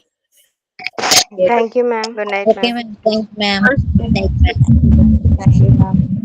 മാം ഒരു സംശയം ചോദിക്കട്ടെ? നമ്മൾ ലെസൺ പ്ലാനിങ്ങും ടീച്ചർ മാനുവലൊക്കെ എഴുതണ്ടേ, അത് A4 ഷീറ്റിൽ എഴുതിയാൽ മതിയോ, അതോ റെക്കോർഡ് പോലത്തെ ഒരു നോട്ട് വാങ്ങിയിട്ട് അതിൽ എഴുതിയെടുക്കണോ? സാധാരണ നോട്ട്ബുക്കിൽ എഴുതിയാലും മതി. A4 ഷീറ്റിൽ എഴുതുവാണെങ്കിൽ ഫയൽ ചെയ്ത് സെക്യൂർ ചെയ്ത് സൂക്ഷിച്ചു വെക്കണം, പേപ്പർ പോവാതെ മിസ്സാവാതെ. നോട്ട്ബുക്കിലായാലും മതി. അതിന്റെ കൂടെ വന്ന് ഇന്റേൺഷിപ്പിന് വന്ന കുട്ടികളൊക്കെ അവര് റെക്കോർഡ് പോലത്തെ കട്ടിലെ ബുക്ക് മാം അന്ന് പറഞ്ഞില്ലേ, അങ്ങനത്തെ ഒരു ബുക്ക് വാങ്ങിയിട്ട് അതില് നല്ല എന്താ കളർഫുൾ ആയിട്ട് വരച്ചിട്ടൊക്കെ നല്ല എഴുതിച്ചിട്ടുണ്ട്. ഓക്കെ, ഷെരീഫയ്ക്ക് അങ്ങനെ അതിൽ എഴുതണം എന്നുണ്ടെങ്കിൽ അങ്ങനെ എഴുതിക്കോളൂ, കുഴപ്പമില്ല. നല്ലൊരു റെക്കോർഡ് ബുക്ക് ആവുമ്പോൾ കുറച്ചുകൂടെ അത് സൂക്ഷിക്കാൻ പറ്റുമല്ലോ. പിന്നെ അത്രയും ഒന്നും ഇൻവെസ്റ്റ് ചെയ്യണ്ട, നമ്മളുടെ കോസ്റ്റ് മാക്സിമം കുറയ്ക്കും. അവർക്ക് 30 എണ്ണൊക്കെ വേണമെന്ന് പറഞ്ഞവര്. മാം പറഞ്ഞൊരു 15-10 മതിയില്ലേ നമുക്ക്? 10 to 15 days മതി. നിങ്ങൾക്ക് ഇഷ്ടമുണ്ടെങ്കിൽ കൂടുതൽ ഡേയ്സ് പ്രാക്ടീസ് ചെയ്യാം. No problem. നിർബന്ധമൊന്നുമില്ല അല്ലെ, അങ്ങനെ റെക്കോർഡിൽ എഴുതണം നിർബന്ധമില്ല, നമുക്ക് സൂക്ഷിക്കാനാണത്. ഇത് ചെറുപ്പം അങ്ങനത്തെ അവിടെ ഇല്ല. ഒരു 10, 20, 30 പേജ് ഇല്ലതില്ല. ഒക്കെ 100, 150 പേജിന്റെ ഉള്ളൂ റെക്കോർഡ് ബുക്കില്. കോളേജ് നോട്ട്ബുക്ക് കിട്ടില്ലേ, കുറച്ച് നീളമുള്ളത്? നോട്ട്ബുക്ക് ഉണ്ട് അല്ലെ, റെക്കോർഡ് ബുക്കായിട്ട് ചെറുത് ഇല്ല എന്ന് പറയാ. ഇതുപോലത്തെ വലിയ നോട്ട്ബുക്ക് കിട്ടില്ലേ? ഇങ്ങനത്തെ ഇത് ഞാൻ നോക്കില്ല. റെക്കോർഡ് റെക്കോർഡ് ബുക്കിന്റെ അത്രയൊക്കെ തന്നെ ഇതുണ്ട്, ഉണ്ടോ? അല്ല, വലുപ്പല്ല പറഞ്ഞ മാം. അതില് പേജുകള് റെക്കോർഡ് ബുക്കിൽ കൂടുതലുള്ളതാണ് കണ്ടച്ച്, കുറച്ച് പേജ് ഉള്ളത് അങ്ങനെ കണ്ടില്ല എന്ന് പറഞ്ഞ. ഒരു 50 പേജ് നമുക്ക് കുറച്ച് മതിയല്ലോ. നമുക്ക് കുറച്ച് മതിയല്ലോ, പിന്നെ ബാക്കിക്ക് വേസ്റ്റ് അല്ലേ, അതുകൊണ്ട് ചോദിച്ചതാണ്. ഇതില് 140 പേജ്. അങ്ങനെയാണെങ്കിൽ ഒരു കാര്യം ചെയ്തോ, മറ്റേ അസൈൻമെന്റ് നോട്ട്ബുക്ക് വാങ്ങിച്ചോ? അങ്ങനത്തെ ഇവിടെ ഉണ്ട്. ഞാൻ അത് ചോദിക്കാൻ വേണ്ടിയിട്ടാണ് ഇത് ചോദിച്ചത്. നോട്ട്ബുക്കിലെ പേജ് ബാക്കി ഉണ്ടെങ്കിൽ അതിൽ തന്നെ എഴുതി വെച്ചോളൂ. അങ്ങനെ മതിയോ? അത് വലിയ നോട്ട്ബുക്ക് ആണെങ്കിൽ നമ്മൾ അസൈൻമെന്റ് ഒക്കെ എഴുതി ഏകദേശം ഇത്ര പേജ് അസൈൻമെന്റ് മതിയെങ്കിൽ ബാക്കി പേജസിൽ എഴുതിയാലും മതി. റെക്കോർഡിൽ എഴുതിയില്ല തന്നെ ബാക്കി പേജുകളുണ്ട്. പകുതി റെക്കോർഡിന്റെ എഴുതണ്ട. വേറെ അല്ലേ? നമ്മളൊരു സ്കൂൾ ഓർഗനൈസേഷൻ ആൻഡ് മാനേജ്മെന്റ് എന്ന് പറഞ്ഞ അസൈൻമെന്റ് ഞാൻ തന്നിട്ടില്ലേ, ഒരു നോട്ട്ബുക്കിൽ എഴുതണം എന്നും പറഞ്ഞിട്ട്. അത് എഴുതിയില്ല. ആ ബുക്കിലായാലും മതി. അങ്ങനത്തെ അവരിങ്ങനെ നല്ല സെറ്റപ്പിൽ കൊടുത്ത് ഇന്ന് സൈൻ ചെയ്ത് കൊണ്ടുപോയപ്പോ എനിക്ക് തോന്നി നല്ല വൃത്തിയായിട്ട് അങ്ങനെ ചെയ്യാൻ പറ്റുമെങ്കിൽ അങ്ങനെ ചെയ്തു. പക്ഷെ നമുക്ക് അത്രയും വലിയ ബുക്കിന്റെ ആവശ്യമില്ല. ഇപ്പൊ 2 മാസമൊക്കെ ചെയ്യുന്നുണ്ടെങ്കിൽ നമുക്ക് കുറെ എഴുതാനുണ്ടാവുമല്ലോ. അതെ. അത്രയും ചെയ്യുന്നുണ്ടോ ഷെരീഫ്? എത്ര ദിവസം ചെയ്യുന്നേ? 24-ാം തീയതി കഴിയോ? ഞാൻ 1 മാസത്തല്ലേ പറഞ്ഞേ. അപ്പൊ ടീച്ചേഴ്സ് ഒരാഴ്ച 10 ദിവസം ലീവാണ്. അപ്പൊ എന്നോട് 10 ദിവസം കൂടി വരുമോ? അപ്പൊ പിന്നെ 30-ാം തീയതി 30-ാം തീയതി വരെ പോവാന്ന് വിചാരിച്ചു. അത് കഴിഞ്ഞിട്ട് പിന്നെ എഴുതാൻ കുറച്ച് ബാക്കിയുണ്ട്, പെൻഡിങ് ആയി കിടക്കുന്നുണ്ട്. അതൊക്കെ എഴുതി വെക്കണം. മാം, ഞാനൊരു കാര്യം ചോദിച്ചോട്ടെ മാം? സർവേയുടെ കാര്യം, നമ്മൾ സർവേ എടുത്തിട്ട് അത് എഴുതുന്നില്ലേ? അപ്പൊ അത് നമ്മൾ എങ്ങനെയാണ് അത്? ഞാനത് സർവേ ചെയ്ത് കഴിഞ്ഞു. ഇനി നമ്മൾ അതിനകത്ത് ഒരു ഡീറ്റെയിൽസ് എഴുതിയിട്ടുണ്ടല്ലോ, അതുപോലെ തന്നെ നമ്മൾ ഇതൊക്കെ എഴുതിയിട്ട് കൺക്ലൂഷൻ ഒക്കെ ചെയ്ത് അങ്ങനെ ഒരു 10 പേജസിന്റെ ഉള്ളിൽ വരുന്ന പോലെ ഒരു കുഞ്ഞ ഫയലിനകത്ത് ആക്കിയാൽ മതി. മതി. ആ ഒരു റിപ്പോർട്ടൊക്കെ എഴുതുന്ന പോലെ ആ ഒരു ഫോമാറ്റിലൊക്കെ ആക്കി ഫ്രണ്ട് പേജ് ടൈറ്റിൽ പോലെ വെച്ച് ഇൻഡെക്സ് പേജ് എഴുതി അങ്ങനെയൊക്കെയല്ലേ ചെയ്തേ? ഞാൻ ചെയ്തിട്ടില്ല. സർവേ മാത്രമേ കഴിഞ്ഞിട്ടുള്ളൂ. ഞാനത് ചെയ്തിട്ടില്ല. അപ്പൊ ഞാനത് റഫ് ചെയ്തിട്ട് പിന്നെ ഫെയർ എഴുതാമെന്നൊരു ഇതിലായിരുന്നു. ശരി ശരി. ഓക്കെ. പിന്നെ അതേപോലെ നമ്മൾ സ്കൂൾ ഓർഗനൈസേഷനിലെ ബുക്സിന്റെ കാര്യങ്ങൾ എഴുതുന്നില്ല, അത് ഓരോ പേജില് ഓരോ ബുക്കിനെ കുറിച്ച് എഴുതിയാൽ മതിയോ? അതായത് അപ്പൊ 3 പേജസില് 3 ബുക്സിനെ കുറിച്ച് എഴുതാം. അതിന്റെ ലെഫ്റ്റ് സൈഡ് നമുക്ക് യൂസ് ചെയ്യാൻ പറ്റുമോ? അത് ഫുൾ നമുക്ക് നോട്ട്ബുക്ക് പോലെ യൂസ് ചെയ്യാം. എല്ലാ സൈഡും ഉപയോഗിക്കാം.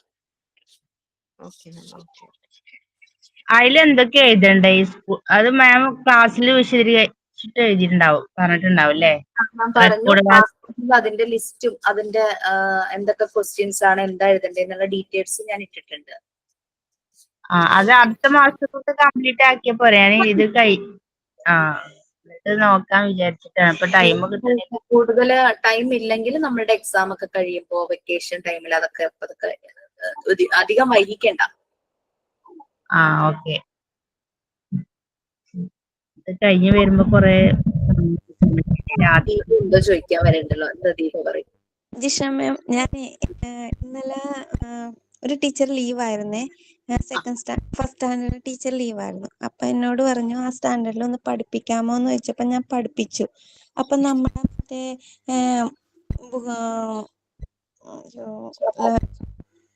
ടീച്ചർ ഇപ്പൊ പറഞ്ഞില്ല, ബുക്കിൽ എഴുതാമോ എന്നുള്ളത്. തീർച്ചയായിട്ടും, അതൊന്നും കുഴപ്പമില്ല. കുഴപ്പമില്ല. തന്നെ വേണം. 7th വരെയൊക്കെ പഠിപ്പിക്കുന്നുണ്ട്. അപ്പൊ ഞാനിപ്പോ ബോർഡില് പാരറ്റിന്റെ പിക്ചർ വെച്ചെടുത്തിട്ട് അതിന് റൈറ്റ് അബൌട്ട് ദ പാരറ്റിനെ അങ്ങനെ പറഞ്ഞിട്ട് കുട്ടികള് അതിനെ കുറിച്ച് ഒന്ന് എഴുതി കാണിച്ചു തന്നു എനിക്ക്. അപ്പൊ നമ്മള് അതിലെഴുതുമ്പോ അങ്ങനെ കാണിച്ചാ പോരെ?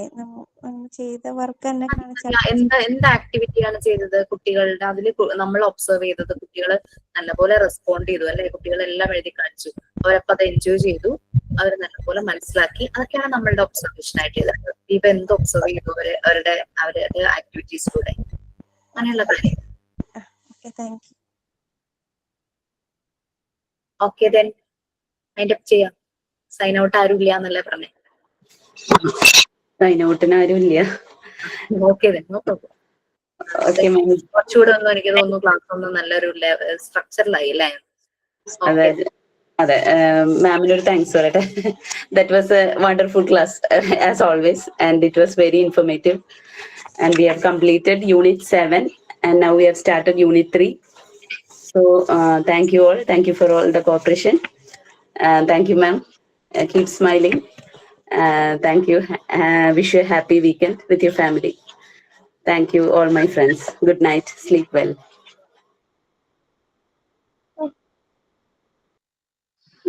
Okay.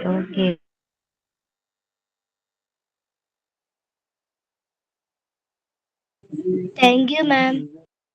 Thank you. Bye.